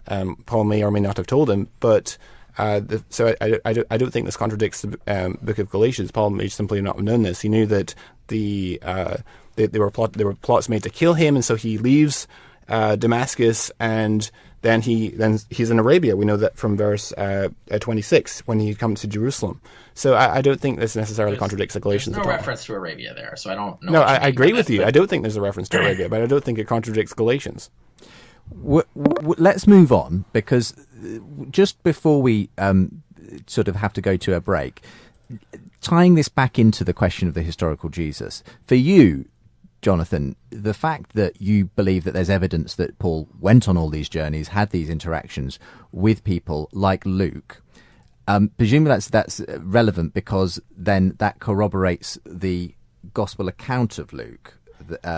Just explain how in your view this all helps to take us back to the historical Jesus, the fact that you do believe that Acts is a historical account of Paul's comings and goings. So if the book of Acts is indeed written by a traveling companion of Paul, then it seems to strain credulity that he would have ended up with this very historical Jesus in the speeches in Acts and also indeed in the Gospel of Luke, which I take to be written by the same person.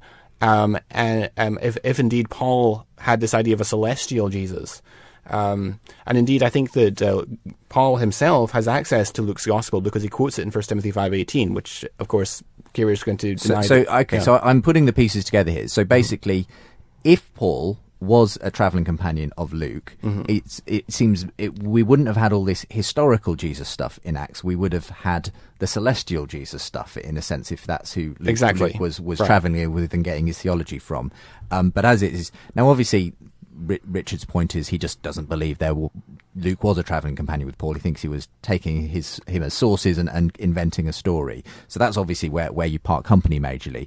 But it's helped me to see how this engages with the whole question of what Paul believed. We're going to go to a quick break, and I'm sure Richard will have some more to bring to us, and Jonathan as well, as we continue to discuss the question: did the Apostle Paul? Okay.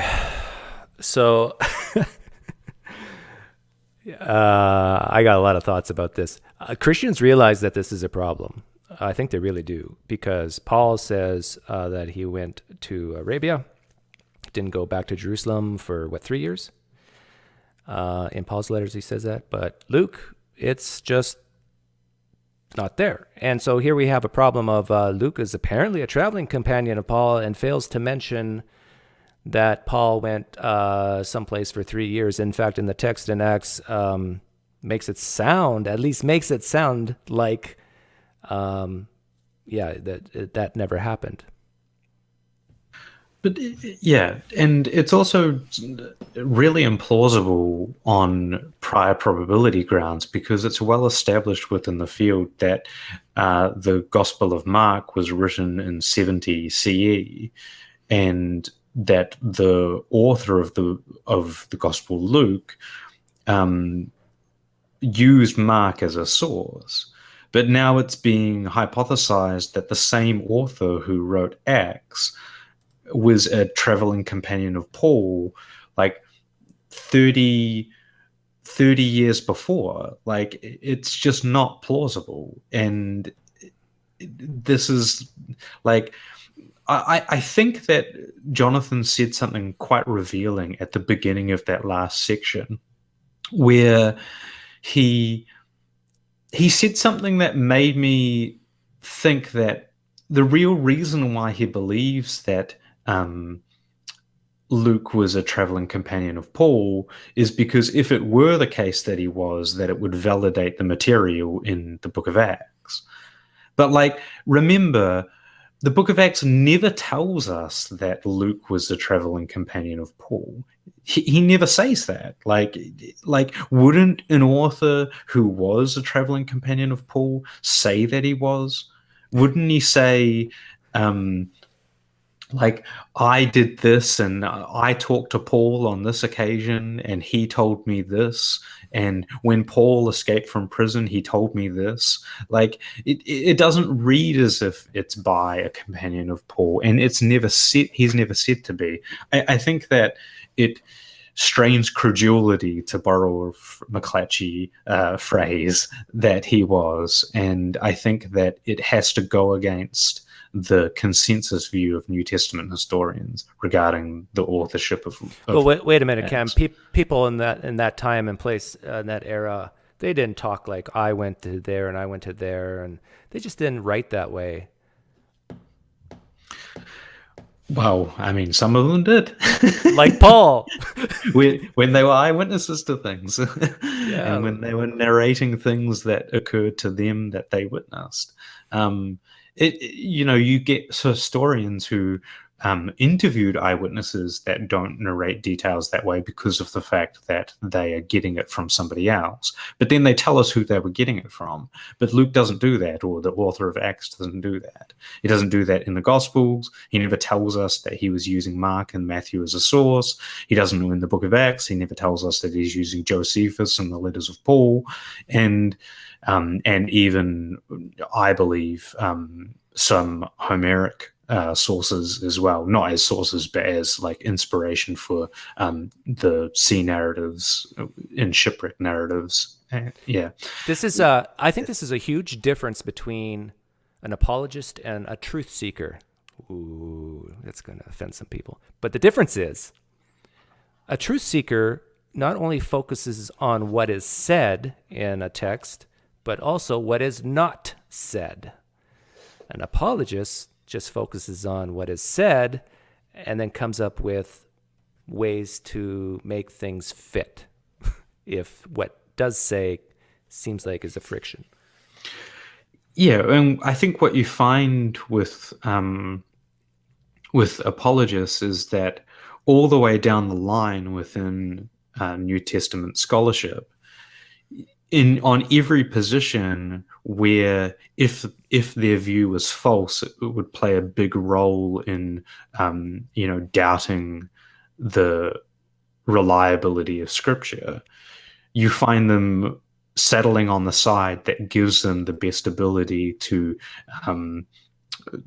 believe it. So in the case of the Gospels, instead of being persuaded by the arguments of historians that say that they were written post 70 after the destruction of the Jerusalem temple, what you get is this view that places them earlier than the destruction of the temple, as actual eyewitnesses to the events. It's like, well, isn't that convenient? They don't tell us that they were eyewitnesses, yet, this would certainly do something that would help your Christian narrative.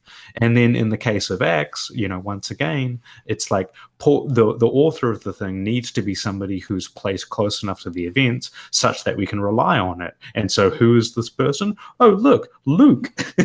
Yeah. And well, this is one very, very simple thing that I like to say to Christians, that if it's true that the majority of critical scholars say that Acts was written in 85 AD, if that's no, true, I mean, I think that most of them think that it was written even later than that. But let's say 85, just for the fun of it. It's highly likely, if Luke was indeed a traveling companion of Paul, Luke's dead. He's dead. He's dead at 85 AD. Most likely. He's dead. He couldn't have written it. Now that is really tough for Christians to swallow, because if it's true that it was written in 85, and they don't believe it is, they believe it's much earlier. That way they can keep him alive. Can you imagine how long you guys would have lived if there was no penicillin? You'd be dead by now, most of you. Half of you, I bet, in this listening to this broadcast would be dead if there was no penicillin or antibiotics. And yet, we expect it very probable that a guy named Luke is 85 years old, roughly, up thereabouts, writing this. Well, and remember as well, it's not only that they didn't have penicillin and other antibiotics, but Jesus never even bothered to reveal to them the germ theory of disease. Yeah. So they didn't even really know to keep their wounds clean either. Yeah. Let's continue. How it works. Steve Jeffrey will be presenting a more traditional Calvinist view of prayer on that programme at the same time next week. And if you can stay tuned to Premier Christian Radio on the profiles, youth evangelist and musician C.S. Lewis. And you were going to send me, Fred, the details of a recent radio programme on that, which you do in this email, because you finally got around to many of the clergy from the local diocese and also some people on the evening before. So it was great to be able to share the details of the show, My Case for God, and the book, of course, there too. If you'd like to get hold of it yourself to try and tackle just in the last few minutes of today's programme. I think you wanted to come back, though, Richard, with something before we get into that. Did you want to go ahead? Yeah, and it does relate to the Gospels issue. McLatchie's position is that Luke was a traveling companion of Paul, and therefore Luke Acts, meaning the Gospel of Luke and the book of Acts, were written by someone who knew Paul. And that's almost, not quite, but almost the same as arguing that Paul wrote Luke and Acts, right? So if you imagine, let's say, for example, that actually was the case, that Paul had written the Gospel, what we call the Gospel of Luke, and had written the book of Acts, that would be really strong evidence for historicity. I don't think mythicism would have a balance of probability were that the case. So I can see the logic of the argument there is sound. I just don't see... We just can't establish that Luke was a traveling companion of Paul. He never even outright says he was, for example. So that's debatable. And so that it does come down to when are we going to... So just to conclude the section on Acts, I'll read the perspective of one of the most prominent scholars on Acts today, Richard Purver, where he says, the accusation, bluntly put, is that Luke murdered the history of the early church. This is a crime because he was a historian and thus obliged to narrate the story with a minimum of prejudice and a maximum of truth. One defense for this misdeed is that Luke was a poor historian. It may also be claimed that he was inadequately informed or misinformed. Accusers vary in their assessments of the gravity of the charges. A goodly number of people consider Luke to be guilty of a few misdemeanors, while some regard his conduct as utterly felonious. But what does that guy know? Place the Gospels as to when they were written. What can we actually establish versus conjecture regarding who wrote them and what sources they used? Just remaining with Acts for a moment, because this has just occurred to me, and I'm no way as engaged in these texts as you both are. But one thing that is obvious to anyone reading the Gospels is that reading Acts is that at some point there, suddenly the narrator goes from a sort of third person history of what's happening to a first person one. So, and this is at some point in the missionary journeys of Paul, isn't it? And suddenly he's starting to talk about, we went to Patmos and we got shipwrecked, and this happened to me and Paul. Does that at any level, I'll start with you, Jonathan, sort of confirm for you that this is that Luke is the travelling companion, because he kind of switches to this first person mode at a particular point when it appears he was travelling alongside Paul in this mode? From Acts 16 onwards, there's the famous we sayings of the Book of Acts, and I don't. There are different interpretations of the we passages. Some see it as a literary device for one or another purpose. I think that when you combine it with the external corroborations and the undesigned coincidences, then taken together, it supports Luke as being a traveling companion of Paul. And indeed, Paul himself tells us that Luke was a traveling companion of Paul in the book of Colossians in chapter 4. I guess, and I'm sure you can shoot this down very easily, Richard, but in my untutored mind, I'm thinking, okay. Well, I mean, Colossians doesn't say that Luke wrote the book of Acts, so we can't connect those two. But, the other side of it is that even if the author were intending us to understand that he was with Paul at the time, that doesn't mean the author's telling the truth. We already know the author doesn't tell the truth a lot. But the use of first person plural for sea adventures and the we passages are all tie into sea travels was a known device in fiction. So and you can find this in the mainstream scholarship. I mean, there's a lot of discussion of this, that the we passages aren't really determinative as to whether the author really was a companion of Paul or even wanted you to understand that he was. Well, look, we'll leave that one to one side. Let's talk about the Gospels specifically. Maybe start with you, Jonathan.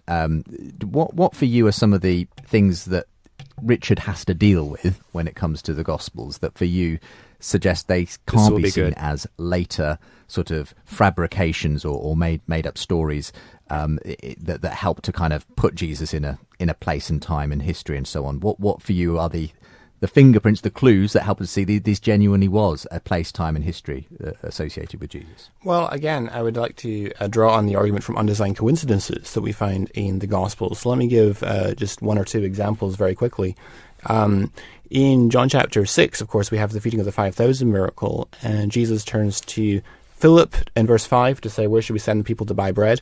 And it raises the question immediately in the audience's mind, why does he turn to Philip? Because Philip's a fairly minor character in the Gospels. Why not turn to, Judas Iscariot was in charge of the money bag or someone like that? Why Philip specifically? And we also read about Andrew getting involved in the reply to Jesus. Now, why does Andrew specifically get involved in the reply? These are extraneous details not found in any other Gospel.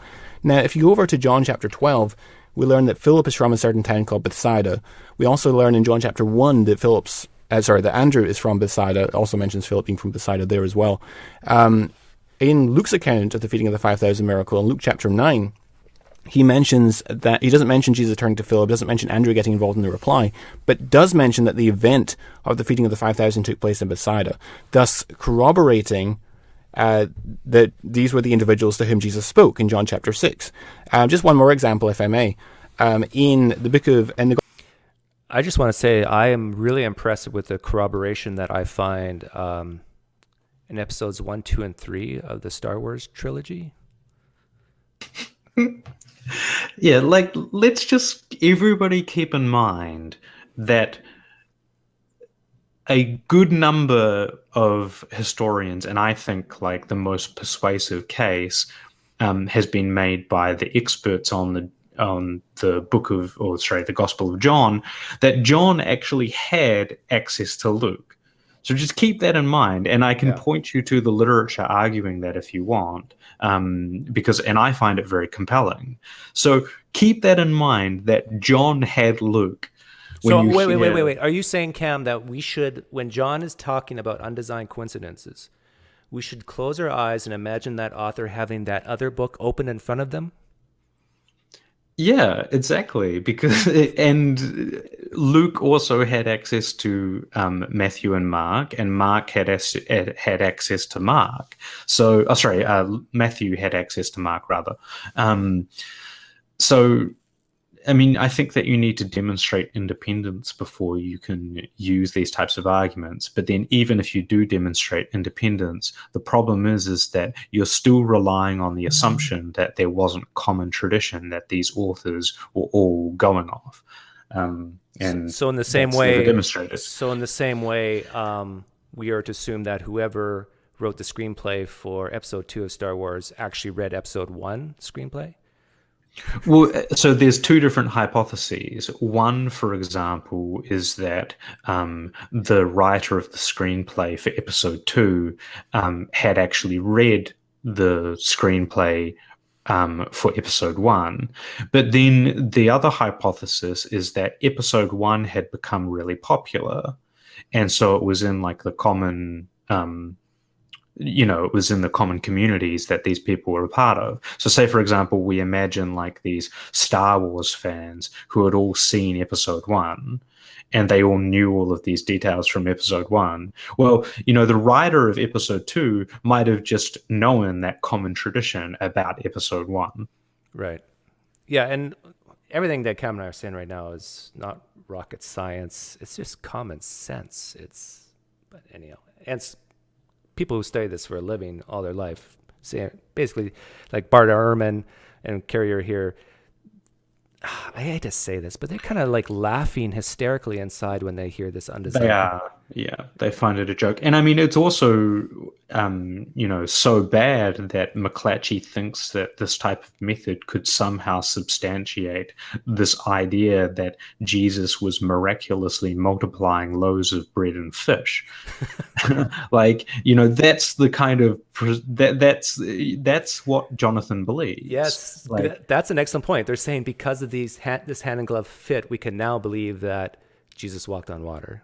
Yeah, that's a huge leap.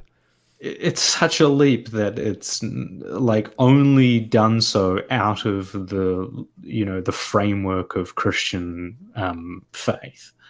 Gospel of John in chapter 12, another extraneous detail not found in any other gospel, is the time at which Jesus approached Bethany with the disciples. It says, 6 days before the Passover, Jesus therefore came to Bethany, where Lazarus was, whom Jesus had raised from the dead. And then they prepared dinner for him there in Bethany, and then the following day, he rides into Jerusalem, and you've got the triumphal entry scenario. In Mark's account of the same event, where Jesus approaches Bethany, he does not mention this happening 6 days before Passover. So if we and he doesn't mention that Jesus actually enters Jerusalem on the donkey 5 days before Passover, the day after. So if we assume then, if John is correct, that this actually happened 6 days before the Passover, and the triumphal entry happened 5 days before the Passover, we actually have a really neat undesigned coincidence. We find the end of the 5 days before the Passover in verse 11. He entered Jerusalem and went into the temple. When he had looked around at everything as it was already late, he went out to Bethany with the 12. That's the end of 5 days before Passover. Then on the following day, this is now 4 days before Passover, you've got the christening of the fig tree. And then verse 19, when evening came, they went out of the city. That's the end of 4 days before the Passover. And then you have it in verse 19. Okay, I got to stop it here, because even if I'm a Christian and I want to believe this, and I do believe this, Jonathan, you think this is helping? Let's do it. So everybody keep in mind right now that the Gospel of John places Jesus' death on literally a different day than the Gospel of Mark. And Jonathan thinks that this undesigned, they couldn't even get their story straight about which day Jesus died on, yet Jonathan thinks that this detail somehow corroborates the Gospels. I feel bad. We're kind of piling on.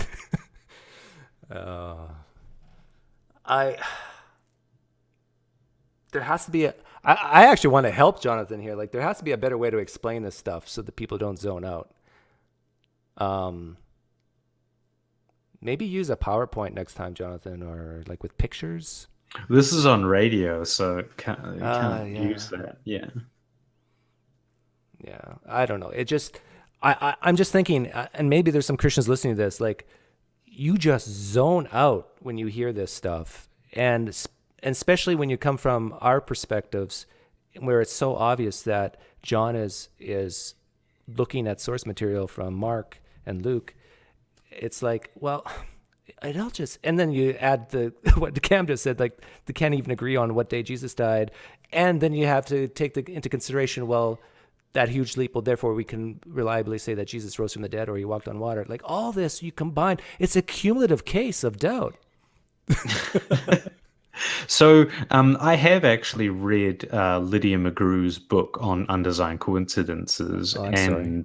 Yeah, it is something to feel sorry for me for, because I wanted to take this undesigned coincidences case seriously, but I found it to be very poor, both in terms of logic and in terms of what the evidence is meant to substantiate, even if the logic was correct. Okay, we got about, I think, under 10 minutes left. When evening came, they went out of the city. Then verse 20, as they passed by in the morning, they saw the fig tree withered away to its roots. So now we're 3 days before Passover. And then in chapter 13, you have the Olivet Discourse, which I think is happening in the evening, because the Mount of Olives, where this conversation takes place, is midway between the temple, where he's been all day, and Bethany, where he's staying. So that's the end then of 3 days before the Passover. And then in chapter 14, in verse 1, it says it was now 2 days before the Passover. So it calibrates and synchronizes perfectly at that point. So that is a pattern in both those cases, which I think is very difficult to explain on a mythicist paradigm. Not really. Go ahead. All of the leading experts on John who've written, entire treatises on the Gospel of John, they all agree now, and especially the most prominent ones in the past 20 plus years, that John is using the other Gospels as a source material. He's actually rewriting the Gospel in his own words, but he's using the other Gospels as his material. So he's actually, this is a designed coincidence. He's actually trying to clean up some things or make some things make sense or tell a story in a way that he thinks makes sense based on his source material. So this is a design issue, not a undesigned coincidence. A good example, Christians, if you're listening, is just think about John and Luke. Luke talks about a Lazarus that's fictional. John talks about a Lazarus that's supposedly real. One is a resurrection story that doesn't help people believe. The other one is a resurrection story that does help people believe. It's obvious to me, at least, that it's a literary technique that John is using, borrowing off of Luke, ideas from Luke, to tell a different narrative, a different theme, a different moral of the story. That's not an undesigned coincidence. That's a designed coincidence insofar as it's a coincidence at all. What makes you believe it's an undesigned coincidence? Just that it's unlikely that John would have spotted this particular, or the writer of John would have spotted this particular, the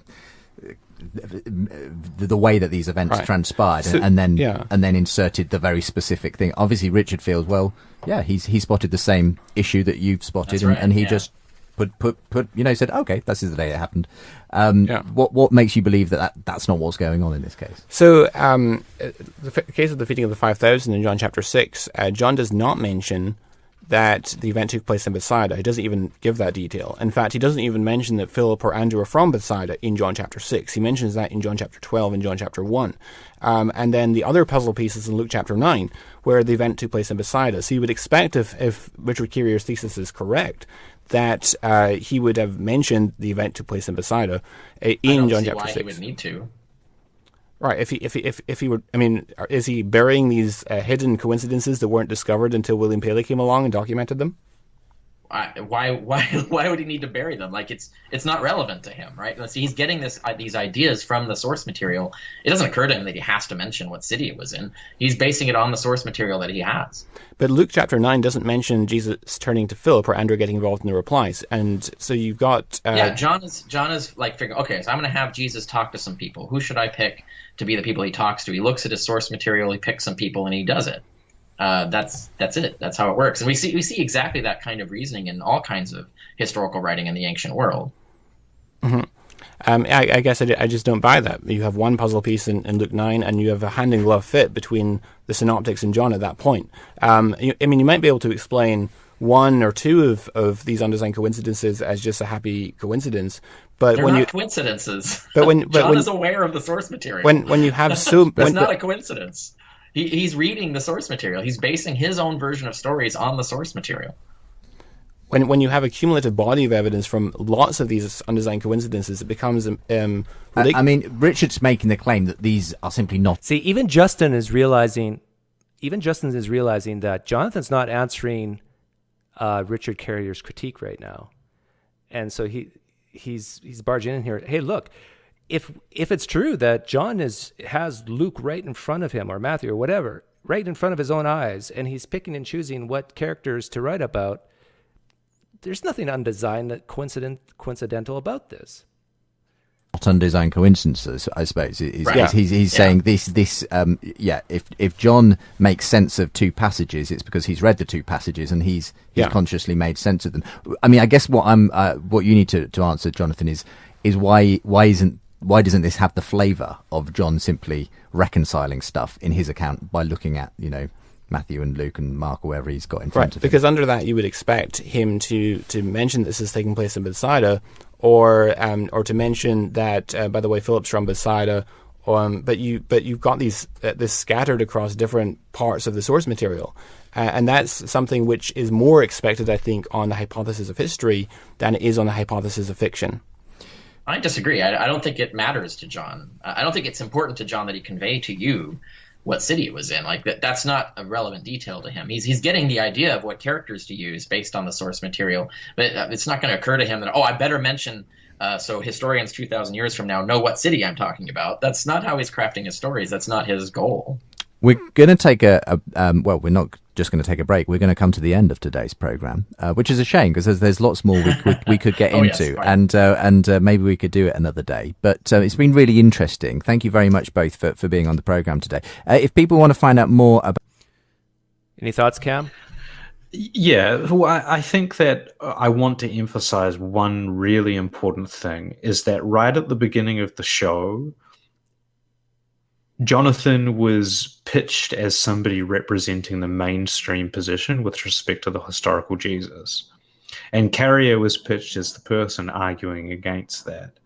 But through the course of the discussion, it actually devolved into a completely different narrative, where instead it was the skeptical, critical historian arguing against the fundamentalist Christian. Because the arguments that Jonathan deploys in favor of the historical Jesus are not what the consensus people who believe in the historical Jesus deploy.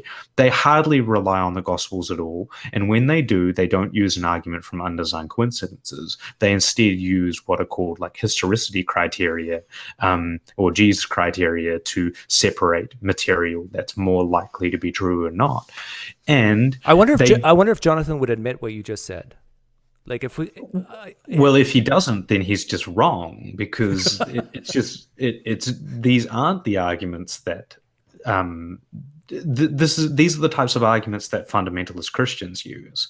So are you saying that Jonathan's more in the fringe than a mythicist than how he's arguing here? Yes, definitely. If I had a mic, I'd drop it. Like, even if you go, for example, and you see Trent Horn's debate with Richard Carrier, he's a Catholic New Testament scholar. He doesn't argue these arguments that Jonathan is putting forth. And if you go and look at, for example, Bart Ehrman's debate with Robert Price, he doesn't argue these positions. Or when you look at the debate between Zebba Crook and Richard Carrier. Zebba Crook doesn't argue these positions. Or if you look at, for example, the debate between Mark Goodacre and Carrier, Goodacre doesn't argue these positions. These are fundamentalist positions. Yeah. I've been trying a strategy like for the last month or two of, and I'll call it a strategy, a tactic, because I'm just an atheist trying to lead people to hell. But one of the things I've been trying to get across is we all have biases, and so Christians, if you can for an hour or two, just not care so much about Jesus loving you and you loving Jesus and that he died for your sins and took away your guilt and shame and all this wonderful stuff. If you could just like put that on a shelf for an hour or two and listen to what critical scholarship is saying about your own holy text, I can't help but think that if you're honest with yourself, I'm not saying that it's going to prove you wrong or anything close to that, but it's going to raise doubt in you. And I think doubt is good. 'Cause especially if you are wrong, it will help you have belief revision. But I think I'm asking that question in vain, because there's no way a Christian can put their love for Jesus on a shelf for an hour without thinking that God's frowning at them. Do you know if they say anything more here at the end? I don't remember, but it's pretty close to the end of the Mcgrew. What's show. the availability? What have they written in this area, just for interested listeners? So the book that Lydia came out with last year was called Hidden in Plain View, Undesigned Coincidences in the Gospels and Acts, which is basically taking William Paley's work and also the work of J.J. Blunt into the 21st century in view of modern scholarship. So that's a resource I would recommend checking out. Jonathan, I got a question for you. Do you get a cut of Lydia Mcgrew's royalties? I'm a chartered financial analyst, and whenever there is payment for referrals, I have to declare it openly and publicly. I'm just wondering, Jonathan, do you actually get kickbacks? I'm not saying you do. I'm asking if you do. Also, there's the blog of Lydia Mcgrew, which is What's Wrong with the World. I think it's .com or .org. You can check that out. So those would be the resources I'd point people to. Great. And in terms of where people can find you, there's obviously let's just Apologetic. point out that Lydia Mcgrew is not a historian. Her work in Hidden in Plain View was not published. They never got those arguments published under peer review via like an academic journal in an isolated case, outside of the cumulative case. Well, I'm going to push back on you here, Cam. Which is not to say you shouldn't go read it. You should go read it. You should go buy it even. I'm going to push back on you and say that Lydia Mcgrew is a historian if you define historian a certain way, but then my 14-year-old daughter is also a historian. Yeah, like if she's, I don't want to denigrate her as a scholar because, I do think that she has a lot to teach us in terms of philosophy, and she's obviously an expert in a certain period of literature from my understanding. But she, to my understanding, doesn't really have published articles in the field of history. She has published articles in philosophy and epistemology. But, that doesn't mean that she's not a historian. It just means that, you should be a little bit at least cautious and be willing to listen to criticisms of that perspective from people who are actually historians. Like when I was a Christian, I remember hearing about the Jesus Seminar and literally having a tightness in my chest. Like, these people are so wrong. These historians in the Jesus Seminar are saying Jesus never said that and Jesus never said this. And I felt sorry for them, or sorry, as the Canadians would say. And I can't help but think, and I could be wrong, but Lydia, Jonathan, if you're listening to this, I can't help but think you have that same attitude I used to have, that these historians who say these things these terrible things about the Gospels, that you just like feel sorry for them, that they're just deceived or just so biased that they can't see the truth of Jesus. But no, I now when I look back on it, I just am ashamed of myself.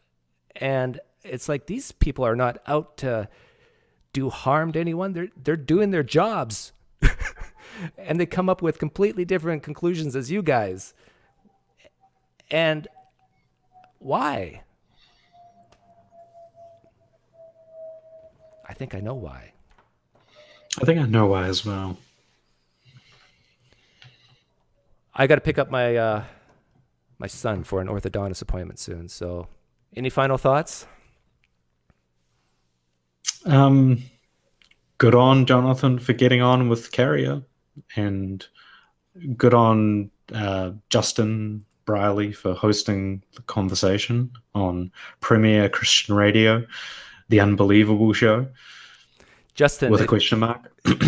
Yeah, Justin, if you're listening to this, I hope we added enough value, maybe not value that you seem fit, that, we're not just plagiarizing you here, but your podcast. Did you think Justin was fair to both sides evenly? I think there are occasions where, like, maybe the sort of limitations of the show meant that Carrier probably needed a better opportunity to, add more content. And I think that Justin does have a tendency to give the guests that tend to agree with his position more of an opportunity. So, for example, he invited Jonathan to give the apologetic about the we passages in Acts unprompted. Yeah, and, I remember that. But I do think that it's really admirable that they have this show and that they expose their Christian audience to alternate perspectives. And I find that really brave and admire it. And usually he's a great host. And he was on this occasion too. But yeah, and I actually I like apologetics, Christian apologetics, because young people, especially who are listening to it, they're going to think of things that they never would have even thought to think about if it weren't for apologetics. And that alone is going to raise doubt in them. I think this is a point that I think most apologists don't appreciate. They don't get it. They don't get it. That they're actually, by going... It's dangerous. It's dangerous, yeah. By going deep into apologetics, you are actually, and for certain, there's a certain person I'm talking to right now out there in the internets. There's certain people that this will cause apostasy. The apologetics definitely. alone will cause apostasy. I know of numerous people who, through their efforts to explore apologetics, actually encountered information that led to their deconversion. Anyhow, I don't want Christians to become non-Christians. That's not my goal. My goal is just to be humble enough to say, you know what, I could be wrong. Richard Carrier could be right on some things. Just have a little bit of doubt. That way, you can be a little more humble. I freely admit Jesus could be a real person and said some of the things he said in the New Testament. I'm mostly agnostic about it. I definitely think it's very plausible that Jesus did exist and was a teacher of some form. Anyhow, thanks for everyone in chat. We had consistently close to 50 people for I think we were close to 3 hours. Anyhow, wow. Yeah, but it was fun. I actually had more fun than I thought I would, because I already listened to it once, and so this was the second time. Thanks again, guys. We'll see you next time. Take care. Bye.